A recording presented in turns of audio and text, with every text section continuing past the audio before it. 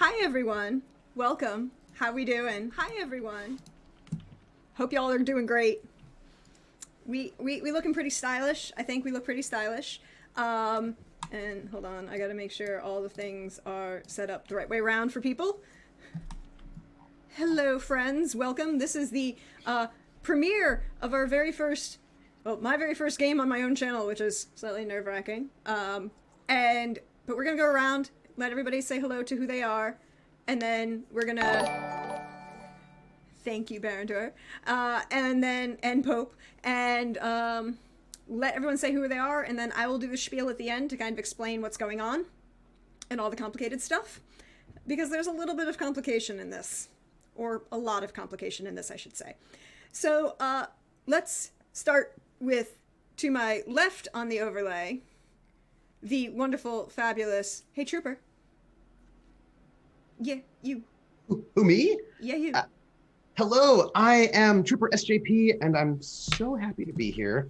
Prax is one of my favorite people because sometimes you're like, in ancient Rome, what did they do with textiles for the working classes? And I was like, who do I ask about like textile systems, you know, like what they're doing there? I'm like, oh, I can just ask Prax, and then I can, and then she'll have an answer for me, and then I'm gonna just be happy. So this is why I'm super happy to be here. And today I'll be playing Lieutenant Henry Valentine, who comes from farming stock in the home counties, and was risen from the ranks. And I'm really excited to be here, even if, you know, I'm not as fancy and may not know all the right forks to use, but I'm still excited. Yes, and those forks are very important. Oh! And next up on the overlay, we're gonna go skip me and go to Alyssa. Hey, Alyssa. Hello! This is exciting to be part of Prax's first game on the channel. I'm really excited. A little nervous for this system because it is very much a new to me system. So well, new to me as a player, not new to me as watching. But anyway, I am here today. I am the good captain, Timothy Duncan Disley.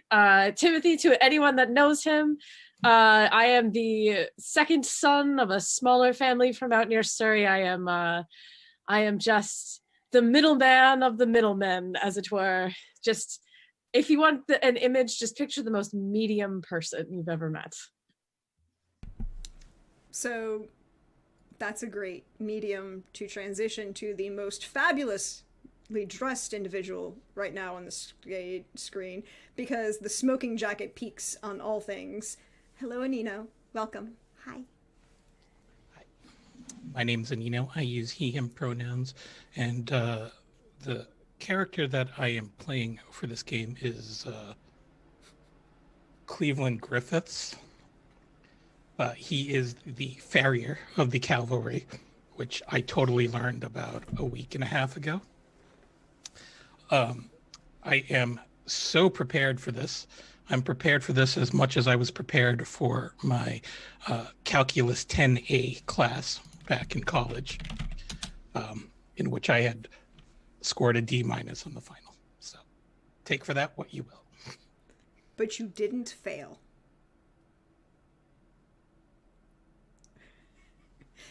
But after the fabulously, wonderfully, fully prepared Anino, we have our other wonderful friend, who we are going to give a minor spoiler. He is not talking to himself today. He's going to talk to the rest of us. Welcome, Jim. Hello. Hi, folks. I'm Jim. I use he, him pronouns. And tonight I am playing Major Fletcher Spaulding, who is he's a doctor. He's a surgeon. He's something of a wastrel, basically. And I'm just very excited to dig in. Very pleased to be a part of the first official RPG thingy happening onto this channel. And I am that Prax is running, and that also I will have to beg some indulgence, as I am fighting a sinus thing tonight. So my mind is very adrift tonight. So I'm not entirely sure. I'm not entirely sure I'm gazing at the right reality at any given moment. I have to flip between the various parts of the multiverse to make sure I'm dialed into the right place. So just a bit of patience this evening would be most kind. But it is awesome to be here. Well, we appreciate you being here. We appreciate you powering through and letting the wonderful presence be shared with the world. We appreciate that. But we are going to be... I'm going to give you a slight little bit of a TLDR at the moment, because this is a brainchild of my very, very crazy brain. I have many friends, and they love to help me in my crazy, crazy experiments. This is one of them.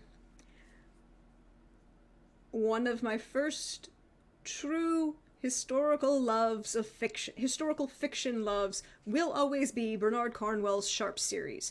If you haven't read them, go find the books, hashtag not sponsored, but go read them. And then go look up and buy, because apparently you can't stream them online and it's very upsetting to me, the Richard Sharp movie series starring Sean Bean, which those 16 movies skew the Sean Bean will he live statistics, and actually ensure that Sean Bean actually, it gives him better odds. But the reality is that, yes, this is a game based on my love of the Peninsula War, the complicated history that's involved with that, and everything in between. I also realized that the wonderful folks over at Green Ronin, also hashtag not sponsored, have created a beautiful game called Solar Chronicle, which is their setting agnostic system for which was originally created for their Song of Ice and Fire. And I was like, this would be great. I can use this to build the regiment, build all of the things that kind of go together, have the regiment. There were lots of tables. Some people in this chat may remember me kind of going, oh my god, there are more tables to write. There are a lot of tables. But I then took that and welded it with some of my favorite parts of the very, very fun game, also hashtag not sponsored, by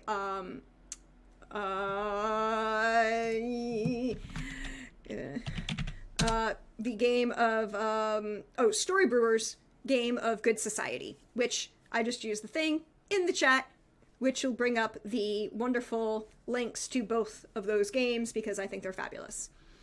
So each of my wonderful players is playing a character. Also, each of my wonderful players has an NPC that they are also playing, which may or may not come up today because of just the way the story goes and where things are going, but which is a connection to another player. This is a thing we've taken from Good Society. We've also taken the resolve token mechanics and the monologue token mechanics from Good Society, which, for those of you who don't know, monologue tokens are basically any player has a monologue token that refreshes every 2 sessions, and they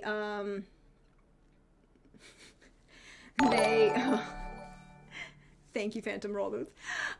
Each of those monologue tokens can be spent to ask another player for the inner monologue of their character at a particular moment, like particularly right after they got possibly dumped or found out that the woman that they loved is not interested in them in any way, shape, or form. But you can spend those monologue tokens. And maybe they find that out because the one they were interested in stabs them. You don't know. Like, no one ever knows. No one knows. No one knows. No one knows, and that's the fun thing about this little thing. We're also using resolve token system. What do they point to? Dang it. Well, I'll fix that. Thanks, Simon. You're wonderful. Thank you for letting me know that the things are broken. And Trooper says thanks, Simon. Hi, Simon. Why? What are they? Okay. I'll fix it. I'll fix it. All right. But that'll take a second, and I'll get to that. And it's just they point to the Twitch channel. Well, that's upsetting. That's upsetting. Okay. I'm gonna edit panels then. I'm just gonna do this one. Because that's the one I know works.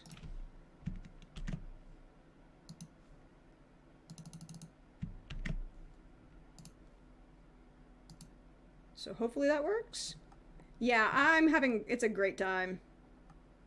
I'm having a great time. So theoretically, let's see if that works now. Yes, that works now. At least it works for me. Hopefully it does. Yeah, okay. So, well, you know, I tweaked it off of that. We're good. We fixed it. Yay. It wouldn't be a premiere without, you know, we didn't have a dress rehearsal, so obviously something had to go wrong. But resolve tokens are another system that we've taken from Good Society as a means for players to affect their own narrative within their own selves and have a conversation with it. But a way you, wonderful people, can affect the narrative is to donate for them to have bonus dice, which is a mechanic from Swords Chronicle that helps them when they roll, because they're rolling pools of d6s and they want to do well, particularly if they want to not die in certain things. I mean, they're probably not going to get involved in any major fights, but, you know, a duel is a thing that could happen. Oh, thank you, Simon. So, yes. So Simon has donated $10, which means that everyone in the party gets one bonus dice that they can use, and I will figure out how to add that to your frame, and so that becomes a thing that becomes on your frame, and I'm going to do that right now. Cool. It will be a thing. So thank you all. But we're going to start. And we should start. But anyone have anything else that they're concerned about at the moment? Or you know, before we get this party started? Now you're making me think about the cover of Get This Party Started, you know, pink, but it's the cover done by Shirley Bassey. Because that's pretty amazing. Now, I just want you to know Shirley Bassey's in my head now, just so you know. Okay. So that's fair. That's fair. But she's British, so I think it's appropriate because, you know. Uh-huh. Okay. So is this... Oh, well, Hawkeye is so kind. So wait, is that seeable? That is seeable. I'm just gonna add a bunch of these. It will be a thing. I will do. So, thank you, Hawkeye. You are fabulous, and we appreciate you. But each of you wonderful players now will have, in a near second, bonus dice that you can use. But we should get this started in the proper way. And let me know if the music is too loud for the players at home. If you're playing along, there is music playing in your Roll20. It is 1809, shortly after the Battle of Talavera. Sir Arthur Wellesley, who, by the way, has changed his spelling of his name to add extra letters because his older brother thought that was the better and more appropriate spelling of said name, has now become the commander-in-chief of the combined Anglo-Spanish forces fighting the French in Spain against Napoleon and his, well, puppet king, his brother Joseph, has been installed as King of Spain. Not a lot of people are very happy with that. But the Battle of Talavera has just ended. That battle was bloody and a mess, and also was very, very, very, well, wasn't really great and helpful of the Spanish position, or appreciation, I should say, of English forces in the long run. But that's what happens when you let a army sack a walled city, and it takes like 3 days. There usually ends up being some slightly less than good things happening, you might say.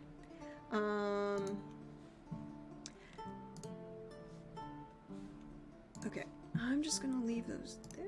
So you all have 3 bonus dice right now. Right now, there's only 1 on the overlay. I'll get to more in a minute, but you all have 3 at the moment.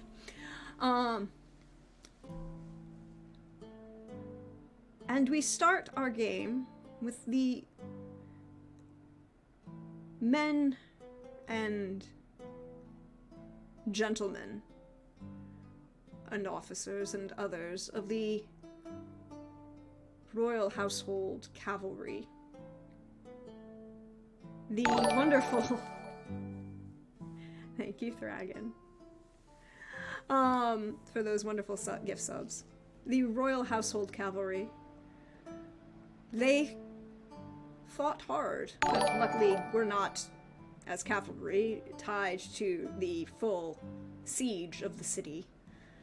You weren't going to be expected to march into a breach or any of that, but you did spend quite a few days before the breach with playing against the French column of cavalry.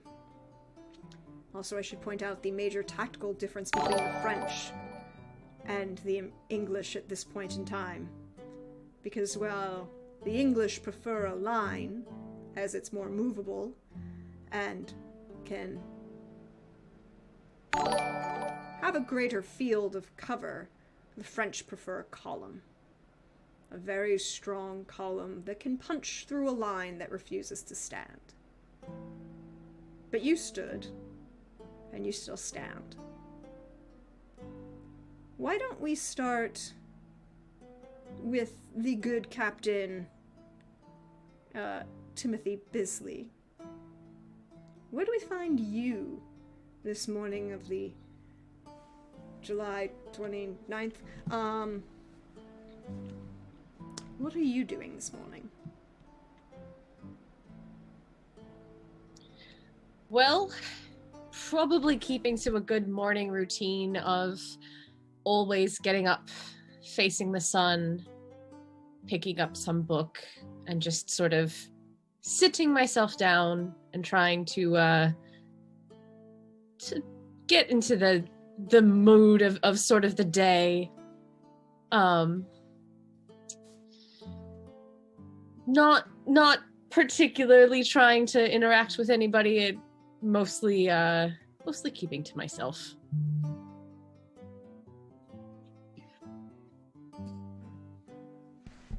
And what does the good captain look like?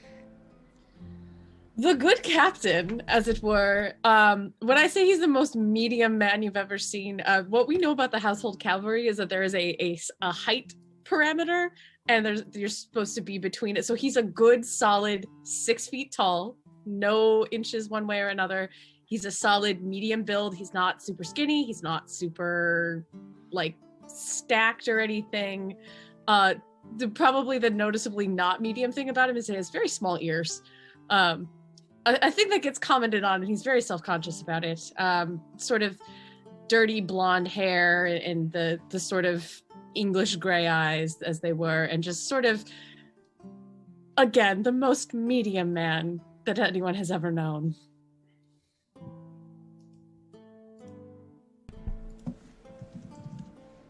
But you are not alone this morning, as you are trying to gather some sun on this plain in Spain, where the rain mainly remains. There is a lieutenant trying to get your attention.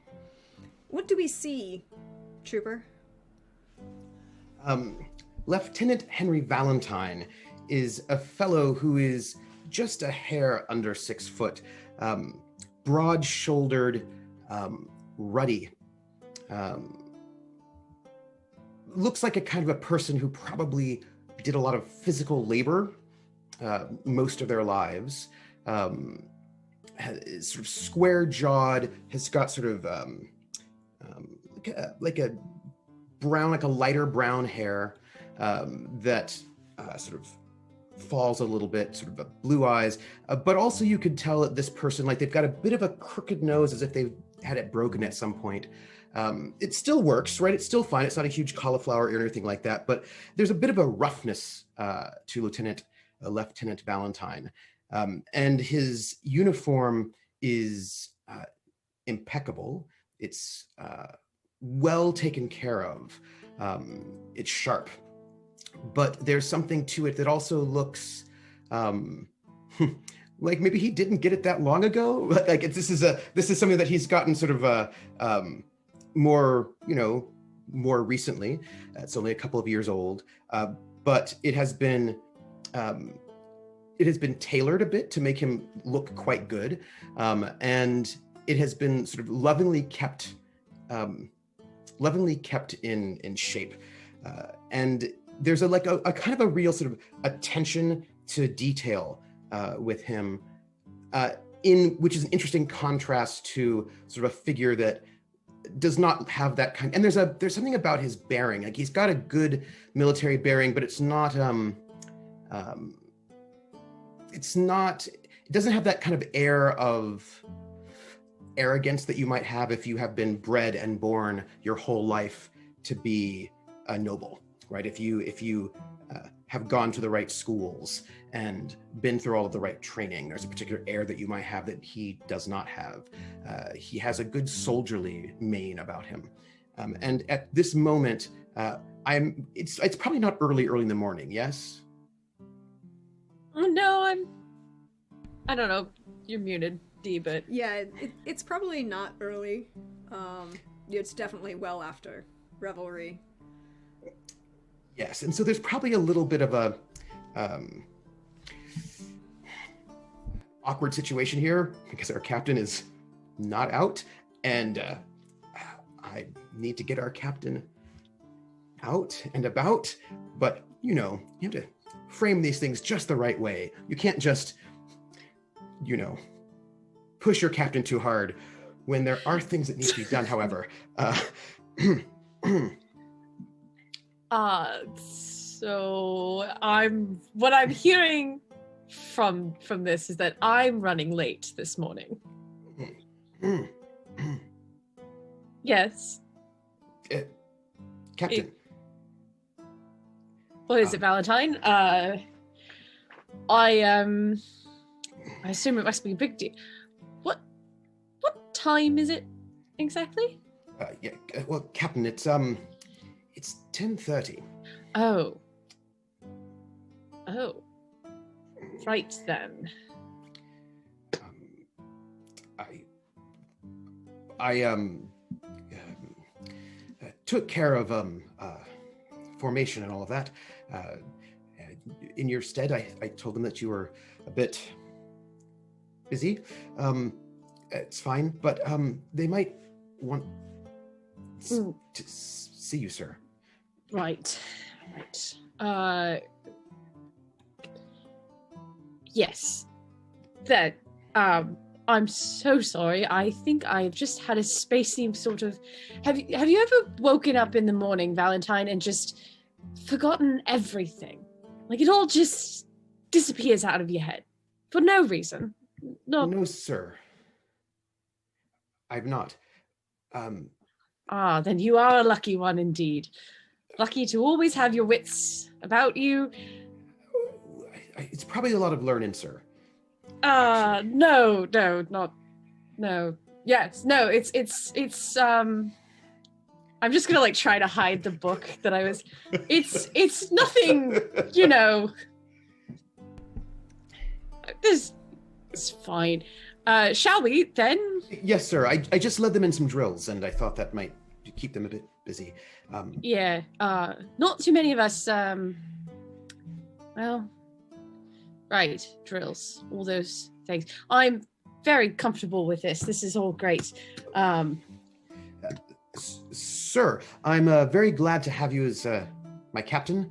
I'm glad that you've accepted me as your lieutenant, and I'm honored to be serving under you. And so, after that battle that we did, it was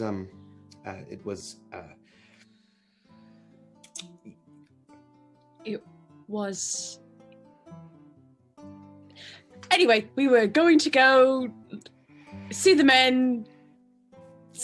Big day as always. Yes, Captain. So wonderful. Anytime you want to talk about the last engagement, I'm certainly happy to.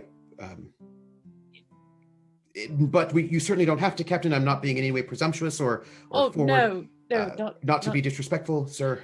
No, it's fine. I've heard you're quite the strategist, actually. I know it.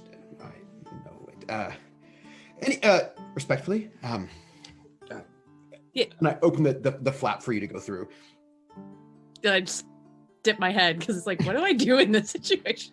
This first battle was very much an intense one, and I very clearly not all put together in the. Was it your first battle total? Oh, this would have been. Yeah. This is not. Poor Timothy is baby when it comes to war, and that battle being what it was that's a lot to take in for your first battle, for your first big real, not just boys in the schoolyard kind of battle. This is the real thing. Mm-hmm. It is. Mm-hmm. Yes. Not my first battle, so it was like kind of an awkward dynamic where I'm like this slightly older exo, I've been around for a while in the regiment. It's like somebody getting a promotion over you that has no experience and no idea what they're doing, and it's like, why did I get passed over for this? I know why. It's fine. And I know why I'm here as well. It's fine. Don't even worry about it. No, we're good. Everything's good. Everything's great. Everything's great. And so I will, stand by your side and sort of move you towards where the troops are, in a way that is quite deferential, right? So that to sort of make you seem there's a little bit of a giving you, a good framing, as it were, through deference. Yeah. A very good framing as you proceed out to view your troops who are doing, well, sort of formations. I mean, they're cavalrymen. Yeah. They're not... There's a point which a cavalryman's answer of like, well, of course we've done formations, but we're not going to do more because that will just tire out the horses. And we need the horses to be fresh. Yes. Which is usually said as they're having a drink of something very nice while sitting in the shade. Because cavalry. But we're going to pan away to someone who, at least theoretically, might be working rather hard this morning, although I can't guarantee it, because Sergeant Griffiths holds a very unique rank within this particular cavalry regiment. And what do we see Cleveland Griffiths at this morning? Sergeant Griffiths is performing his duties as a farrier, attending to the horses. He is taking inventory of the horseshoes, as well as going over the schedule to see which horses need to be reshoed. So he has a very typically they need to be reshoed every 4 to 6 weeks, but seeing as that they're fresh from a battle, he's probably investigating all of their horses' hooves to, make sure he doesn't miss any additional wear and tear that might have happened from maybe some not so skilled riders within the cavalry. So that's probably what he's doing. He is a fairly large person, maybe an inch taller than the range, but since he's the farrier, no one really cares a whole lot. But he's very barrelly, like he's very stout, because he does work with hammers and metal and all sorts of heavy equipment. He swings a pretty mean axe, which he uses on the field when fortunately a horse is passed on and they need to report back with evidence of their losses. But yeah, that's pretty much where he's at right now. He's probably about 3 or 4 hours into his day already. He usually needs to get all the horses ready for whatever exercises that the cavalry needs to conduct in the early to late afternoon. So while the good Sergeant Griffiths is working his way through the inventories of horses that need to be reshod, horses that need to have their hooves cleaned, checked, everything being maintaining ship shape. Oh, wait, that's an entirely different service. But, you would see the slow-moving figure of the captain looking slightly... Well, you've been with the army for a while, Sergeant. That's the look of a captain who doesn't know jack shit. If you pardon my parlance. They, are very much of a... well... They haven't gotten anyone killed yet from incompetence. You're just hoping that stays the same. Although, you are pretty sure that the lieutenant might be able to keep things under control if the captain listens to the lieutenant. But I have a second question for you, Sergeant. Do you maintain the book for the regiment? The player behind the sergeant has no idea what that actually means. Are you in charge of maintaining all of the betting that goes on in the regiment? No. Ah. Would the sergeant care to know about that betting, or does he purposely avoid knowing? I want to say that the farrier tends to mind his own business, and remain relatively unnoticed by the more influential people within the cavalry, which there are quite a few of. Unnoticed, but not unappreciated, for you do provide one of the most important services for this unit. They literally cannot do their job without you. But This is true. all very true. And it is also true to state that there is another person who is also probably nominally finishing up work for the morning, who actually also is very important to deal with, and that would be the good Major, Dr. Fletcher Spaulding. What do we find the good Major doing this morning, Doctor? So I presume the battle was quite recent? 2 days.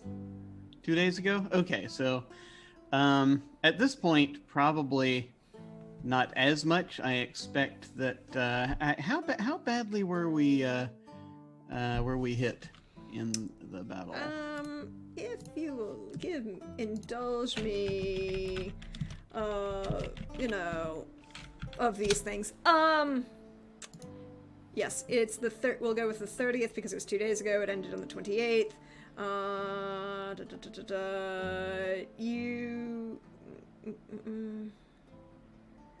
The final...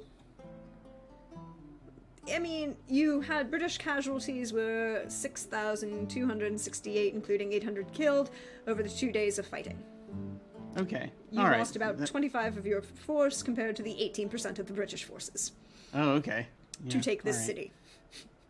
So yeah, I'm probably still just going through. I expect the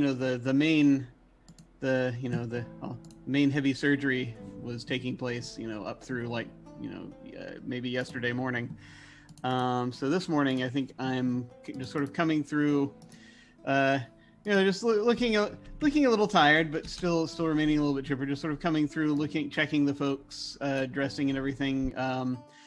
just kind of making snide remarks at folks as sort of coming by, and so it's like anyone coming through is just sort of will see me just sort of talking a little bit with the men, and so they'll probably overhear something like, "No, I do say, Hadley, you do want to keep that dressing in place. You're bleeding a most unfashionable color. It doesn't match the curtains at all. You don't want to go to I mean, there's a bunch of us going to the theater tonight. You don't want to be going around, blood pouring out of your chest. You simply can't have it. No. You'll be keeping that dressing in place, won't you, my dear boy?" The poor, unfortunate gentleman for whom was trying to get up slightly and was very convinced that he had to be on the parade grounds and that he had to be there, otherwise the sergeant would get upset with him, is slightly confuzzled when you just kind of very gently use one finger to push him back down. And... Yeah, calmly. I would stay horizontal just for a bit of time where it doesn't seem the blood on the parade ground as well just isn't a good look. You can tell them that I told you to stay that way. It also has the additional value of being true, don't you know? All very important things as this poor bugger literally just passes out. He should not have been trying there to we get up. are. Good fellow, does what he's told. Very much so. Word that all of your patients were so disciplined and could do as much for you. Doesn't really work. But you could see, if you kind of glance out the flap of your hospital tent, the captain and the lieutenant trying to the lieutenant's trying to put some organization on the captain. I have another question then, Doctor. As long as you have served with the Royal Household Guard, the question is, how have you come at evaluating various members of the officers' corps? You'll have to. I'm sorry. You'll have to rephrase that question so that my brain can interpret it. That's fine. It is. How good are you at evaluating the abilities of the other individuals that you might encounter? The abilities, military abilities, or what range of abilities are we talking about? Military, academic. Just what I think of them as people. All of the above. Just oh, okay. Sliding scale of, The other officers, yeah. It's so. I mean, I think that they're some of them are fine. I think some of them are just sort of some of them were are fellow aristocrats, and it shows, which is a double-edged sword. Some of them are just sort of here because their parents wanted them to be. So it's I think basically he doesn't he tries to to get along with folks, but it's one of those things where if there's an opportunity to be kind of to make jokes at people's at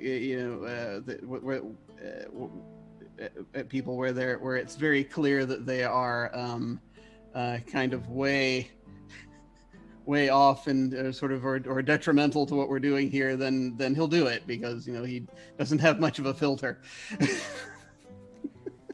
I guess that leads to the next question. Seeing these two fine, well, one's a gentleman, proceeding across the parade grounds, well, the modified parade grounds of an encamped force, what does the good doctor's first initial thought at looking at these two? Okay, who am I seeing again? The captain and the lieutenant. Oh, the captain and the lieutenant. Okay. So it's just basically as you're sort of watching them get across, he stops, he sort of ponders at the window, looking at the window. My goodness, I wonder who's leading who where today. Yeah, I suppose we have something we're supposed to be doing. I forget, really. I'm actually still, and actually he's saying it out loud. He's actually still talking to Hadley, who's unconscious, about it. Just From sort which of you do not get a response because Hadley is Yeah. unconscious. Yeah, you're just sort of watching, and he's like, do they know where they're going? I suppose they must. I mean, they got dressed and everything. More than I do some mornings. Hey, what about you?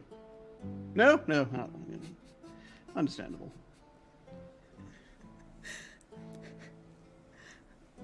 2 seconds, because your GM wants to point out the fact that in a game with multiple players where things are happening, Jim still managed to talk to himself.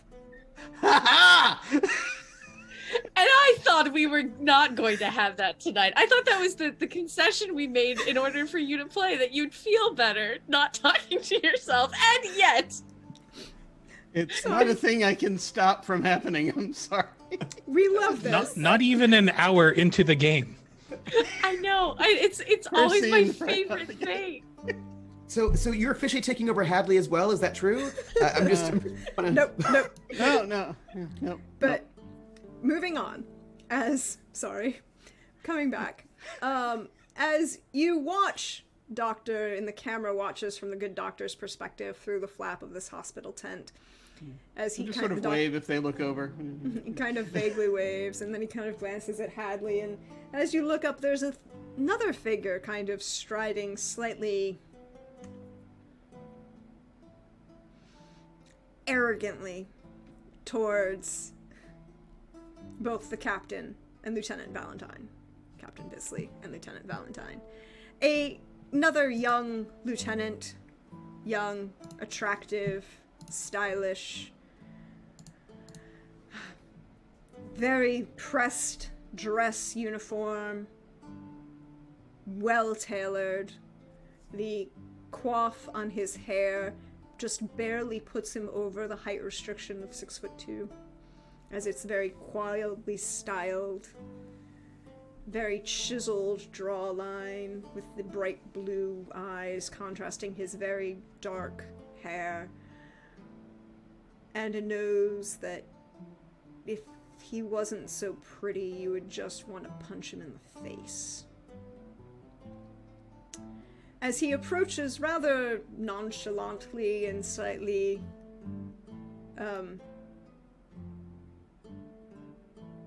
arrogantly towards the good captain, and kind of throws a very nonchalant salute at the captain,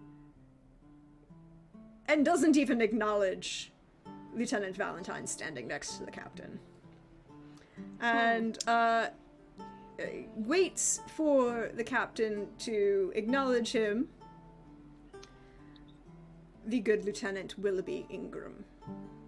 Yes. Lieutenant Ingram. I assume you know Lieutenant Valentine and would do the kindness of at least acknowledging. I, of course, acknowledge, my dear junior lieutenant. Technicalities, he is my junior. Yes, but kindness and all that, Of course, Captain. Good manners go a long way. Willoughby, I'm sure you know that. How may we help you this fine morning? Oh, Captain, I was merely looking to inform you that, the regimental officers have been summoned to pairs that Wesley wishes to discuss the campaign. Wouldn't want to miss that now, would we? Not at all, not at all. Thank you for letting us know, and we'll be on our way. Of course, Captain. Lieutenant Valentine. Yes, Lieutenant. Nice morning. I'm sure. And he proceeds to kind of do a very crisp salute back to the captain, and then that just as he turns, subtle but not seen by the captain,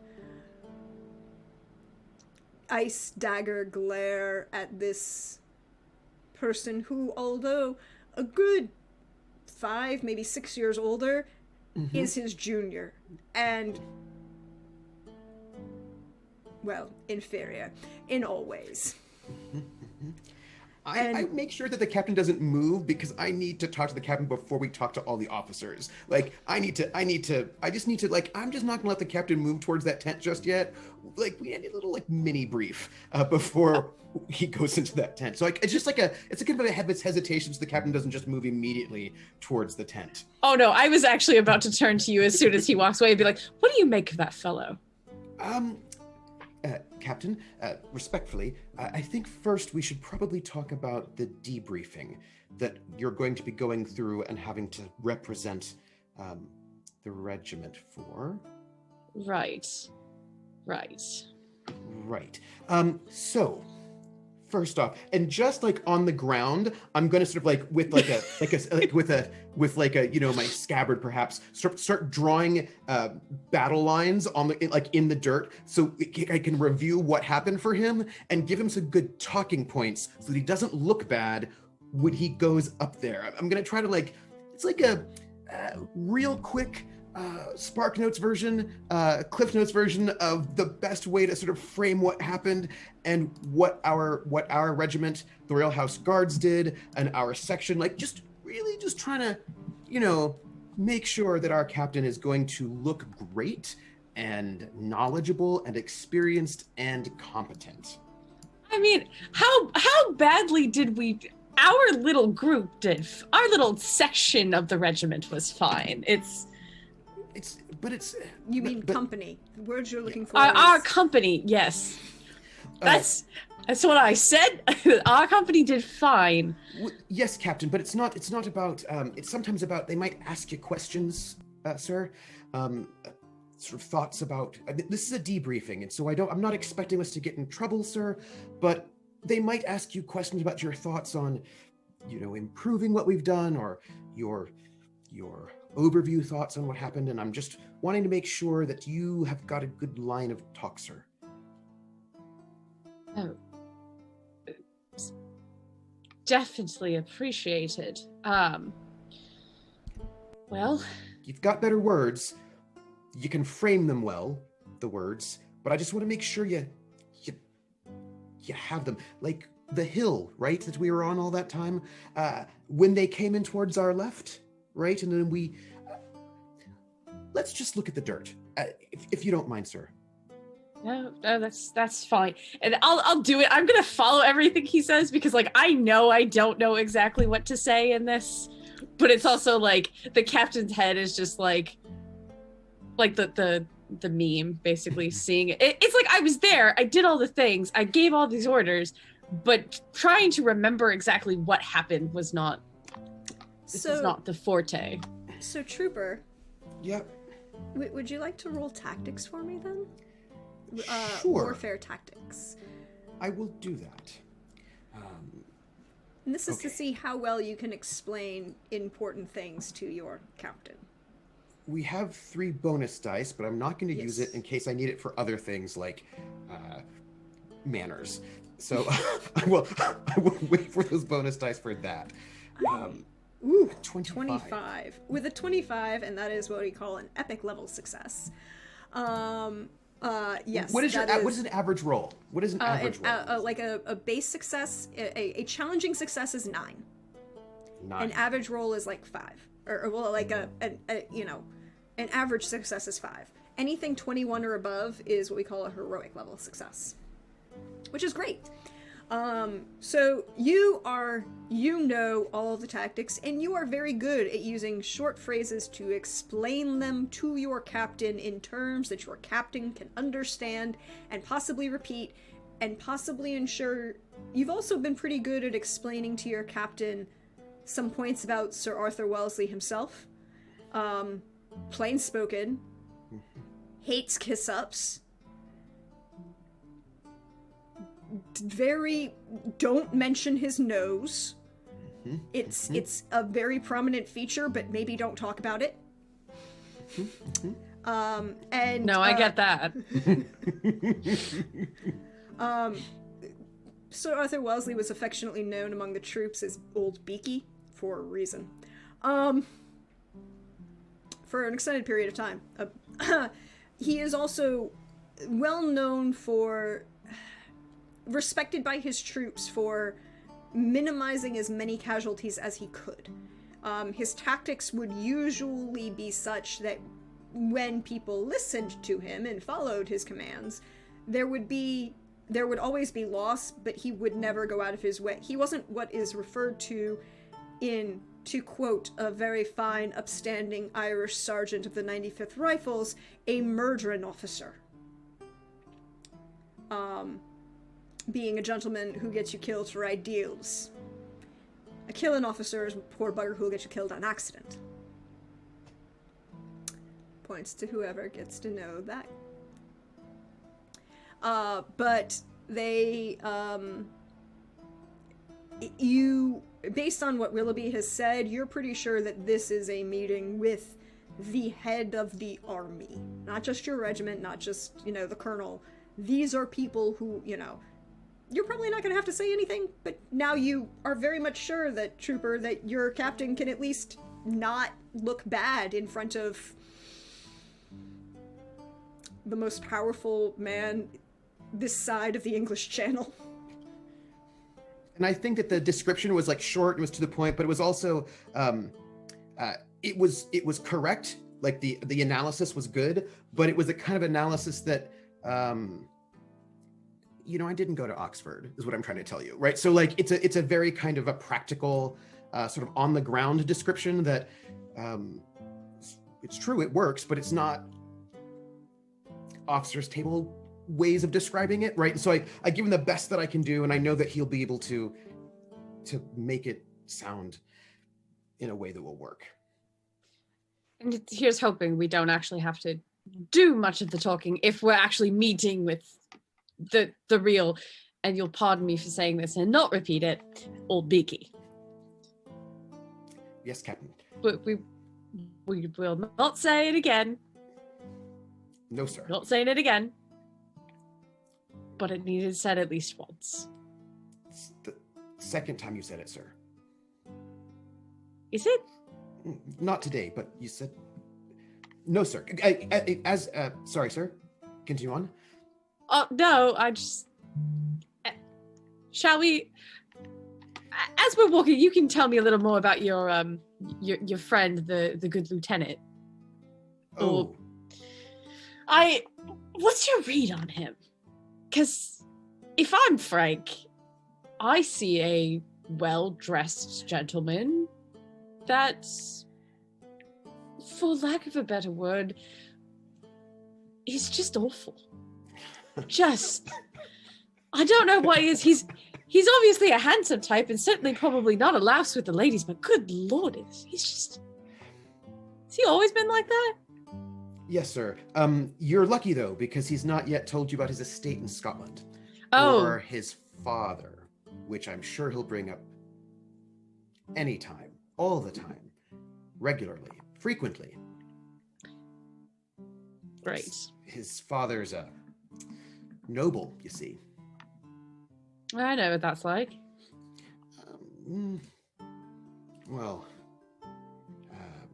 I don't know whether or not your family outranks his family. Probably not. But he'll if we're probably honest. just let you know. It's a Viscount. Wonderful. The states are lovely. Scotland, and very large. People like me apparently work for him and his family. He just likes to mention it sometimes. Well, you're working together now, so... Yes, sir. Yes. Don't pay him too much mind. I mean, he is after all of the blood, right? So that's a level of skill and training and breeding that is just what it is. Yes. Don't I know it? One seems to think that money and breeding is all it takes to make a good man. Well, nobles have a responsibility, and they're what makes the empire the empire. That is true. Well, I believe we are expected, and therefore we should go. Yes, sir. And I will, just walk on the proper side and just sort of look out for my captain and make sure that his uniform's right before we get into the tent. It's just like a little once over to make sure that he looks as best as he can. I know he's as prepared as he can be, just to make sure. You're like a mom taking a kid to school, and it's like it's not. The captain knows how to dress himself. He's very well maintained. He's just. It's just the nervousness, because it's like the head of the whole entire army. It's just a nervousness. Yeah. What else can I do? And I imagine your uniform is like so nice. Yeah, it's pretty nice. Yeah. It's well maintained. But it's expensive. But it is That also too. very well tailored, well cut. Yeah. Slightly of a higher quality than the one Lieutenant Valentine wears. Mine's well maintained, but it is not that expensive. It is like the cheapest lieutenant uniform you could get, which is still really expensive, but it's just like hold on to it. Just try to keep it together. This is the other thing we point out, the fact for our audience. For those of you who don't know, in the English military at the time, you bought your rank. Mm-hmm. And all of the accoutrement that went with it. So a dress uniform could be very, very, very well tailored and cost as much as, well, a 3-piece suit. And a dinner dress mess could be, cost more. I think right now, I actually looked it up, a formal dinner dress mess for a horse guard, for a Royal Household Cavalry, could cost you upwards of £1,000.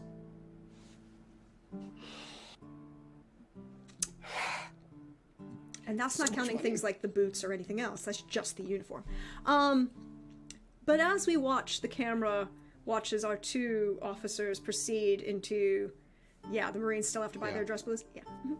Mm-hmm. You watch, the camera watches the two officers proceed into the tent of the command tent of Lord Sir Arthur Wellesley.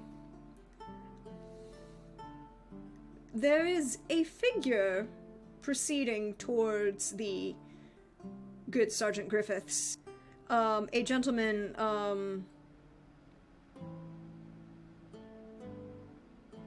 yes, Picton. Picton, known for wearing just literally a formal suit and top hat. Because he could. There's a figure approaching you, Sergeant Griffiths, taller, but nondescript somehow. He's not dressed in the uniform of the household guard. Older, dark hair, blue eyes, slightly heavier, but not overweight. Just, you're someone who, is just bigger in building. You had a look, someone who, if you didn't know better, would just pass over all the time. He's in a uniform, but his uniform is blue and white. And it's distinct, it's formal, but he is approaching you at a pace. This is not someone you've ever met before. Obviously an officer, but not one that you've known.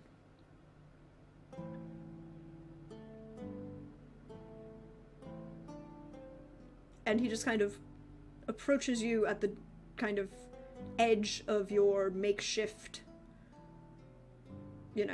anvil, where they've kind of placed it for now, and he's kind of standing almost like he's waiting for you to acknowledge him. He doesn't wearing any insignia of rank, but he is also dressed as an officer. So, Sergeant Griffith, being who he is going to finish his task before bothering to acknowledge him. But he's going to take extra time to finish his task. You'll see him lifting up all 4 horseshoes and just making sure that they're all the same exact thickness and have the proper curve. Maybe he has a little protractor out there or something to make sure that it's just right. And then he will take his time in hanging them up in the proper place on the rack of horseshoes before he starts wiping his hands and looking the stranger up and down. Sergeant, I know that you are a man of discernment. Your precision is very well noted.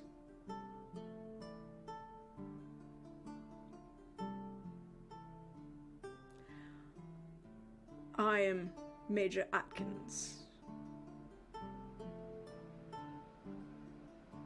I have a few questions about the recent, well, advances of your regiment for Sir Arthur.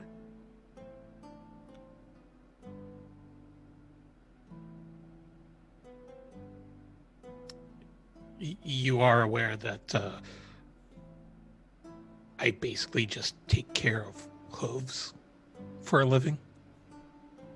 Yes, well, that's kind of the point. Someone has been selling British horses to the French. Well,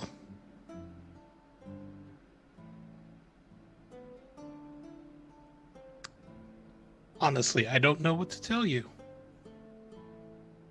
I've been taking careful records of our cavalry's horses, and as far as I can tell you, we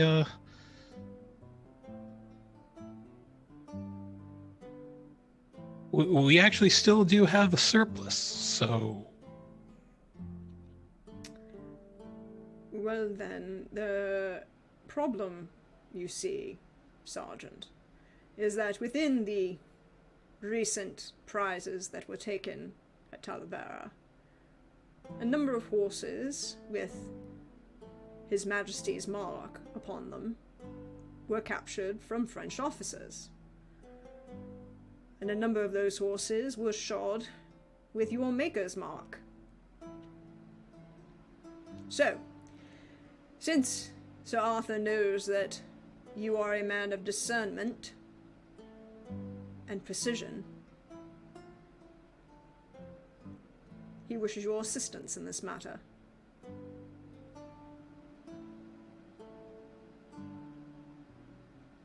As in some sort of detective? No. Merely an access to your records, and if you happen to hear or see or come across anyone attempting to remove His Majesty's property without His Majesty's permission, you would inform me.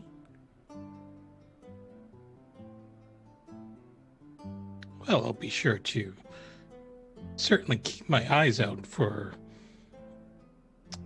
shoddy accounting. But as far as I know,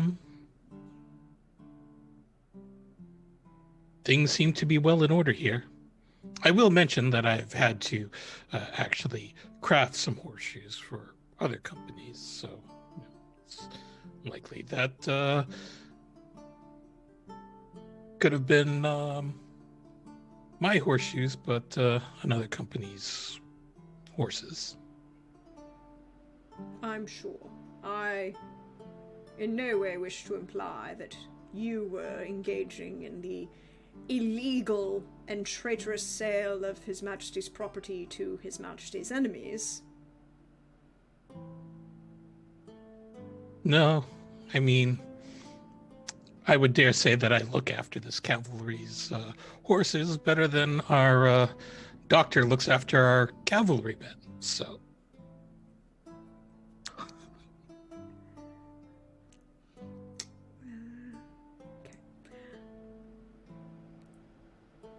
Can you roll me a convince or something in persuasion? Your choice. You do have 3 bonus dice you can use.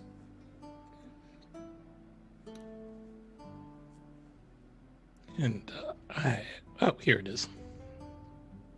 It's not really an intrigue, it's just a short convince.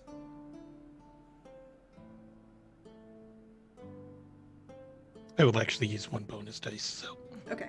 You have 2 left. Oof. Yes. So a 9. A 9 is a success. I'm sorry, I accidentally rolled Fisher's instead of my characters. Oh, okay. I was like, wait. I was like, I was going to say, my persuasion should be higher than that. I was like, I thought your persuasion was higher than that. No, we don't need we didn't need Colonel Fisher today. Not yet, at least. He might show up later. Oh, 14. 14 is definitely better. Yes. That's 1 degree of success. He is convinced, and you can kind of gauge from him that he is, he honestly was not, he firmly does not believe that you are involved. But right now, all of the evidence, someone has gone to a great deal of trouble to make sure that you look like you're involved. Or they're just very good at somehow manipulating your system. Which is not good. So, yeah, you can kind of gauge from him that he doesn't want to throw you under the bus and would like it if you would help him, but if that doesn't happen, he will throw you under the bus. Because somebody's selling important things to the French. And as he goes to take his leave, he says, "And I thank you, Sergeant, for your candor and your assistance. You can find me, well, around. Good afternoon, sir." No, he wouldn't say that. "Good afternoon, Sergeant." And then he would walk away. And proceed towards the tent where you saw the Captain, Bisley, and the Lieutenant proceed to. And we're gonna kind of take a moment to look inside the tent, and this is where we would probably need the good Colonel Bartholomew Fisher to appear. Oh crap, I have to fix something. The good Colonel is a taller gentleman.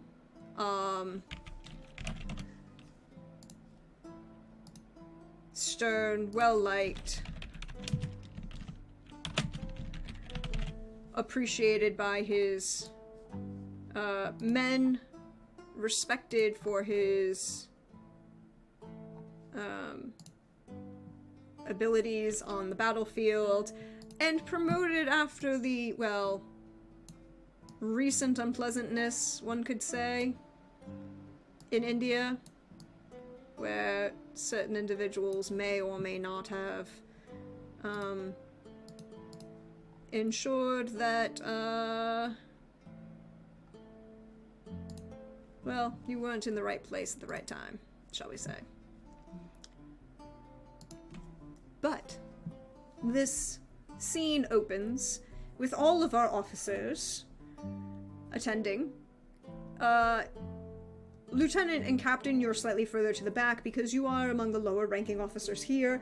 Doctor, you are closer to the front as a major and a medical officer, but you're also off to the side with a couple of the other medical officers who are very much of the opinion, I have better shit to do than listen to a meeting like this. But you also are all aware that Sir Arthur is a... Yes. Sir Arthur is a straight shooter, hates small talk, hates kiss-ups, and has, as he says, way too much shit to do than to let this go on too long. So you're fully expecting this to be very short. Colonel Fisher would be also closer to the front because Colonel, head of your regiment. And the tent is full of colonels and captains, a couple lieutenants, but a lot of colonels of every brigade and regiment within the army itself. It's not large, this isn't a full force, and actually you probably would have been slightly surprised at how few men Wellesley has taken to capture the city of Talavera, which is actually rather far inland, remembering of course that he's marched from Lisbon in east into Spain, and it's kind of like Talavera, if you look at a map of Spain, is kind of just west of center Spain, of almost dead center in Spain. And he is seated at his traveling desk. Two gentlemen stand, a number of gentlemen stand slightly behind him, his command staff, and one figure that, well, is not known to any of you. A gentleman, barely 6 feet tall, nondescript, blue and white uniform, with no rank insignia upon it. Do we know the uniform at all? Anyone who wants can roll me. I feel that this is a knowledge, or you could make a argument for warfare if you have it. But it's probably a knowledge. Yeah. Or a cunning. I could see knowledge or cunning. Cunning decipher, or cunning memory, or just a regular knowledge. Just straight knowledge. I was just gonna say just straight knowledge, right? Yeah. Unless you have bonus dice that you think you can justify. Remembering, of course, that you all still have 3 bonus dice, except for Anino, you only have 2. I'm not very book learned, and unless it was like the infantry regiment that I was in, I doubt it. I'm just gonna roll it, but I don't think I'm gonna get it because that is not who I am. So, like I said, you could roll I just cunning as wanna well. roll. Cunning decipher as well. Thanks. I just really want to roll something, so I'm gonna roll it. Even got a with a 10. bad roll, you doubled mine because like this is like I'm not the one that knows all that stuff. I can put the things on the ground, but. All right, so the captain, the lieutenant, doesn't strike you. This uniform you do not see. I know it's from somewhere, but I don't know where it's from. Yeah, both the captain and the major are pretty sure. This is tickling at the back of your mind, and it's not so much the uniform itself; it's the lack of rank insignia that's important here. The gentleman is an exploring officer, which, if you thought cavalrymen had big egos and were arrogant as hell, it takes a special level of arrogance to be an exploring officer. Because an exploring officer was the British Army's way around the fact that spies would be hung on sight. So these were gentlemen that explored behind enemy lines in full uniform by themselves. But because they were in full uniform, they could not be hung.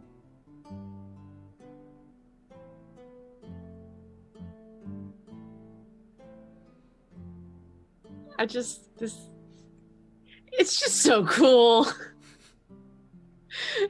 I mean, like, that's my internal thought, like, me, the player, like, that's cool, right? Yeah. It takes a certain level of... Yeah, as Crit says, that's a special kind of someone. Thank you, Crit, for describing my internal thoughts. Could I roll status to get a sense of like either breeding reputation to get a sense of, like, I don't know who this is, but like get a sense of like where in the pecking order in terms of like... That would be reputation. Yeah. Where they... You can roll me where they status sit. reputation for that. Yeah. Because like I don't like, I'm just trying to figure out, like, you know, who like, how much above me are they? You know what I mean? Like, are they a person that sort of reads like, ooh, you know, or not? I'm just trying to get a sense of our class dynamic, because it's the great chain of being. Yeah, the class dynamic is the great chain of being, and Yep. very much, and you know, you would be somebody that this is kind of important thing to do, and so for your purposes, you're looking at this, and you're not looking at the uniform because there's no rank insignia, but you're looking at the fact that this man stands to the left of he's still Wellesley. He's not Wellington yet. He's just been finally promoted to having his own noble title, but he's not Wellington yet. This is someone who stands to his left. The rest of Wellesley's command staff seem to show him deference. A couple generals seem to be showing him deference. But not in a, like the generals aren't actually showing him deference. It's more like, well, we acknowledge that you exist and are willing to listen to words that come out of your mouth. And he seems to have Wellesley's ear. But he's not really, you know, you can just tell that by the way the people in the room are standing, the way things are going. Wellesley has not looked up. He is writing very, well, as was noted by a number of people at his own time, sharply and pointedly messages that would be then sent to Horse Guards, which was the British command station in England. I believe on one or two occasions he even we have letters of him referring to the individuals at Horse Guards as not being able to tell their own asses from their heads. Wellesley is a character, and I respect him, even if I don't like his politics all the time. And he's popular at parties amongst people who care about those things, because maybe he's not that popular at parties. I'm just saying that maybe some people might be irritated with him if he says things like that about them. I don't know. It's the problem is that he is very good at winning battles. Yep. And important battles. And so, while other nobles may not like him, the Prince Regent really does. And I guess maybe the king does too, but no one's really seen King George III in a little while. He's unwell. Which is why Georgie, Prince George, who will be George IV, is Prince Regent at the moment. 'Cause George III is having a problem. But he scratches a few of these notes, and he kind of very sharply puts his, like, you know, makes a very sharp signature of his A-W, and then flourish, and then, you know, almost that level, like, where he's stabbing with the quill into the letter, and he puts the quill down, and then he looks up at the assembled officers, all of you here, and he says, "Well, that's one down. How many more do you think we can last?" And that's where we're going to take the break for the evening.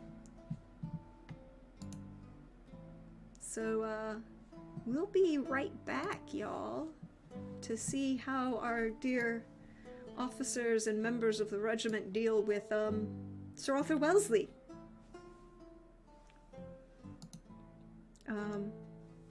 Be right back.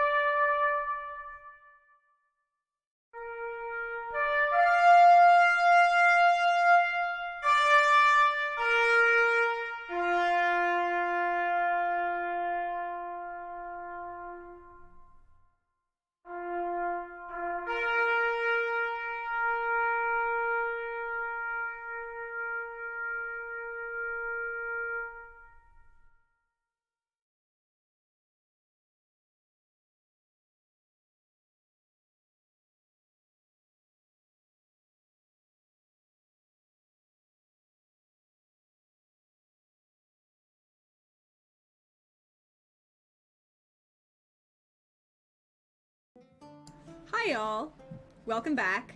We're here. It's time to see what's going on with the, well, members of the regiment in Sir Arthur Wellesley's command tent. And this striking figure, who is somehow both striking and nondescript, standing next to him.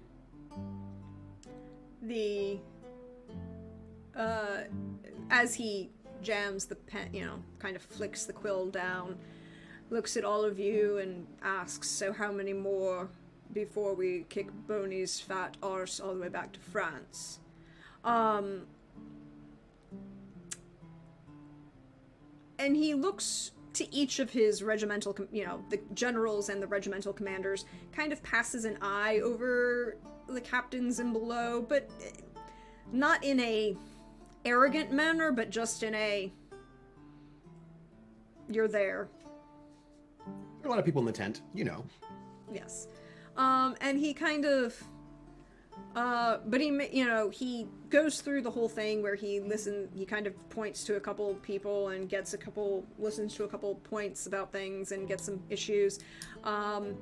There is a report from one of apparently a member of a very crazy captain of a light company managed to capture one of the French eagles.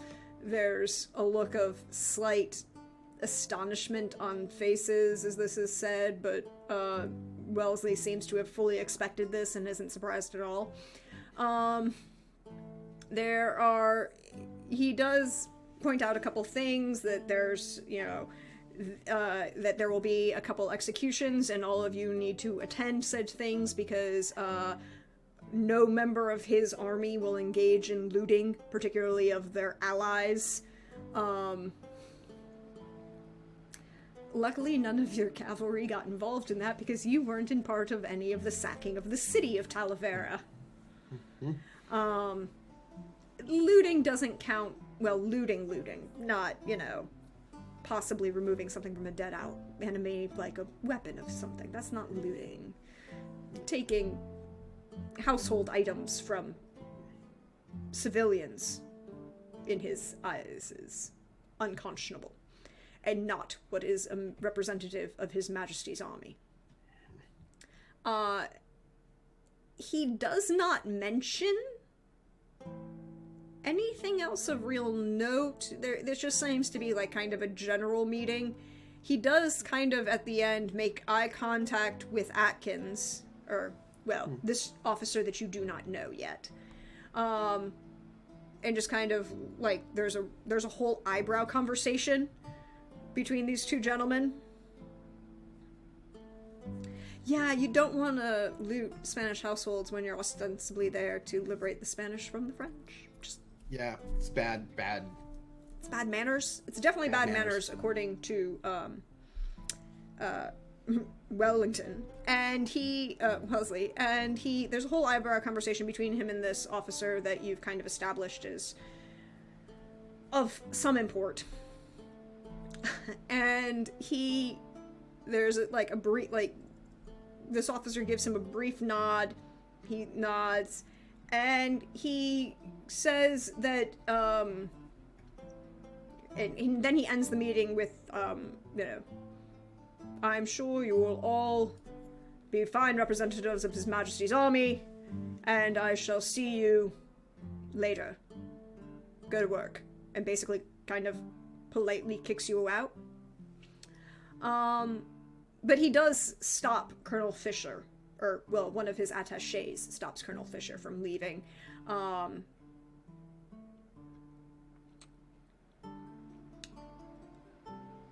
Colonel, you have a problem. And Colonel Fisher is, he has a very bad habit of using a knife as a fidget spinner, essentially. So, as this gentleman is addressing him, there is a very sharp blade just dancing between his fingers. He said, we all have problems. Do you want to put the sir on that?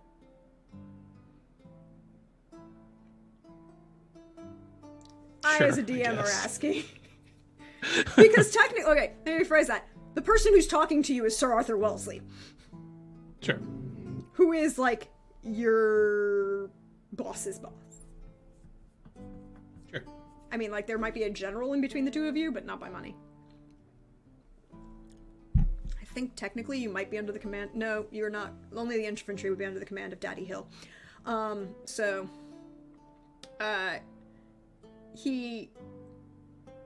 Yes. I shall speak plainly, then, Colonel. Someone's selling your horses. To the French. Well, to be fair, their horses are terrible, sir.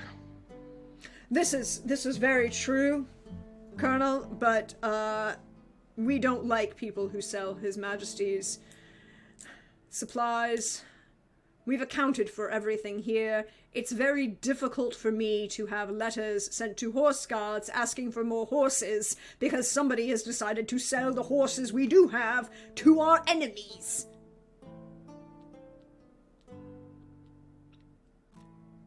So what you're telling me, sir, is that when we battle the French next time, we need to make sure that we keep their horses alive and then bring them back.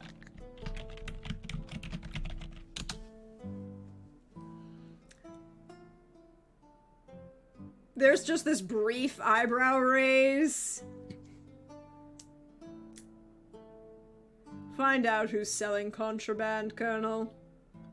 Deal with your problem. Of course, sir. At once. Also find out who had the... And it's just like this brief pause, and he kind of glances at the couple of the attachés who are still there, and he negligently waves them away, and waits till they're gone. And is like, find out who had the money on that guy in the that captain in the 95th. I want to know how much I actually made on that bet. Of course. Have a good day, Colonel.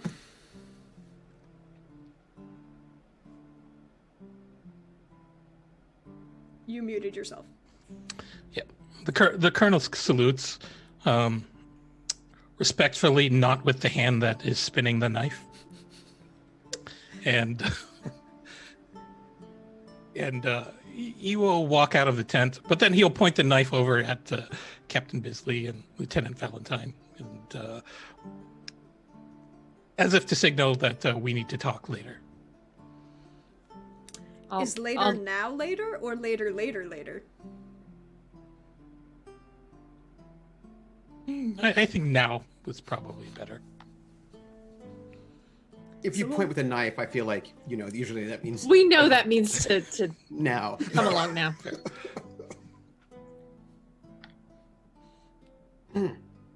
Of course I salute, British, I salute our major, and just like almost immediately. It's just like...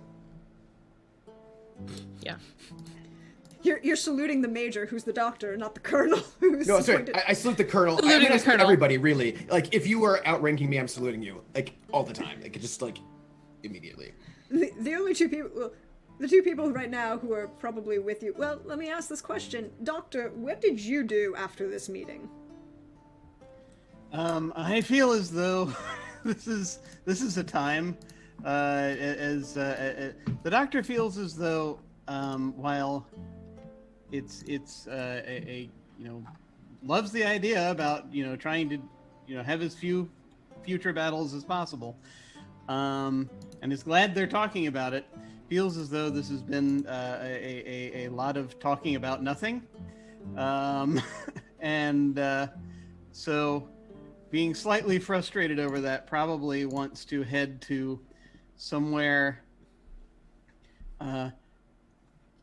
somewhere in like either his tent or somewhere in some sort of sick bay office, or I'm not sure where these things are, but somewhere where he might be able to prescribe himself something, to have like to have a nice glass of or two. In your office, I mean, remembering, of course, that the British Army is not a dry army at the time. This is good. This is good. That is helpful. He's not going overboard. He goes. That's for later. He's probably gonna go. He's probably gonna go to his office and have a drink. So while the good doctor, we'll let the good doctor feel better with, you know, a glass of not Romulan ale. We don't truck with Romulans in this army. No, but it's probably a very, very nice Spanish brandy. That's fair. I mean, considering, yes, that's considering certain things, it's probably a very nice. Considering certain things, yes, yeah. You know, he'll just have a little bit. We'll let the good doctor enjoy his brandy. Well, the colonel has a conversation with at least one of his captains and one of his lieutenants. I just follow the captain. You know, like I'm just there to make sure the captain's okay. Yeah, I'll follow wherever the colonel leads to have this conversation out. So, they're just going to walk in the general direction of where the farrier makes his work. Just going to say, gentlemen, you've known me to be very hands-off when it comes to making orders around here, and I generally don't try to manage people's behaviors or their pastimes, so long as they get the job done on the field. But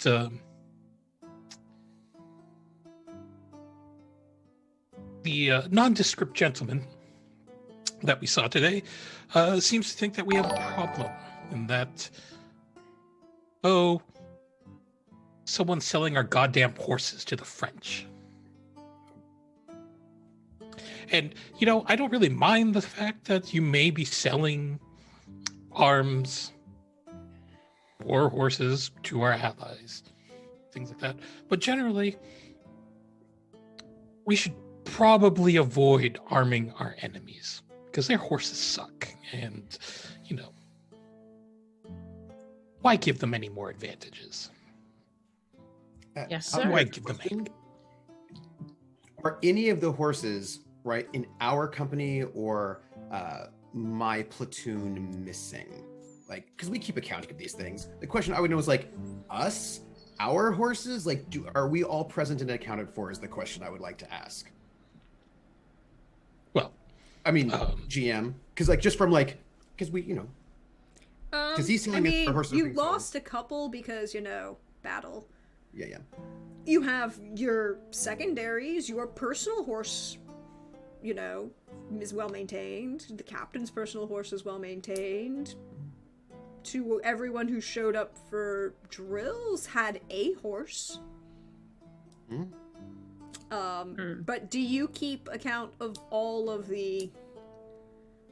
I mean, like, you're not. No, but just like there's like something obvious. You know what I mean? Like I was like, oh well, because I'm just thinking like the concern is like, well, wait, hold on, like, who did I see? I was like, okay, well, we have like, so it's like, well, which horses have been stolen? So there's this kind of like a inside, thought of like trying to sort of keep a tally or account, and of course I don't know everybody's stuff, but like, it's like, so I'm just like in the back doing math while the captain's up front. Well,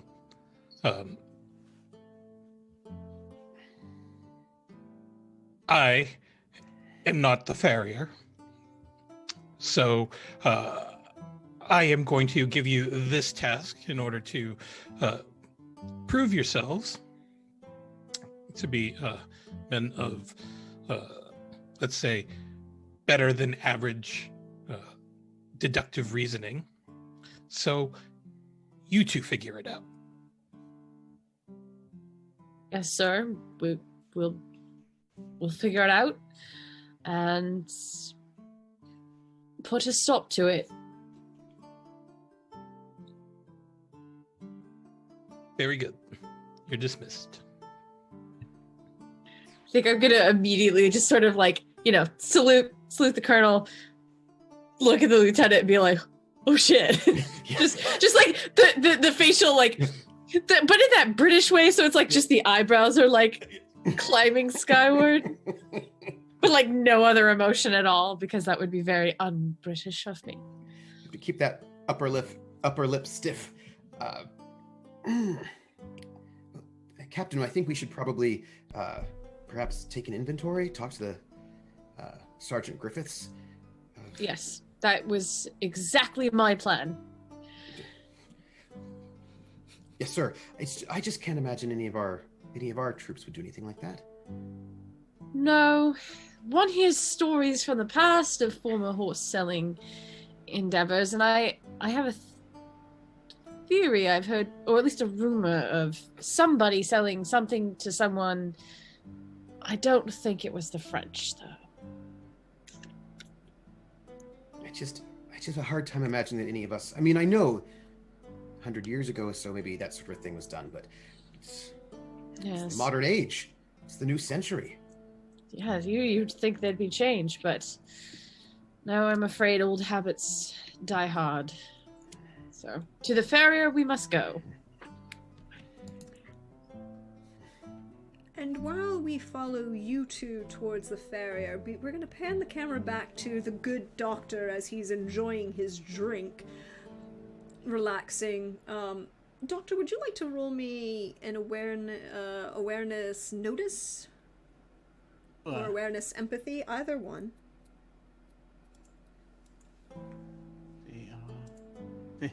They are functionally the same with this build. You do have 3 bonus dice. That's true, but I have no idea what this is, so I'm going to hold on to them for now. Rather like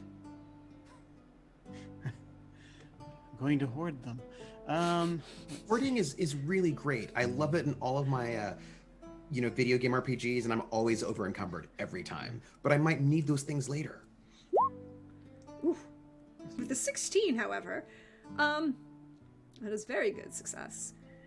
You pouring yourself a glass of very fine Spanish brandy happen to, as you're settling yourself down in one of your, camp chairs, kind of outside, just, at the edge of your tent, you notice a very striking woman striding with purpose across the campgrounds.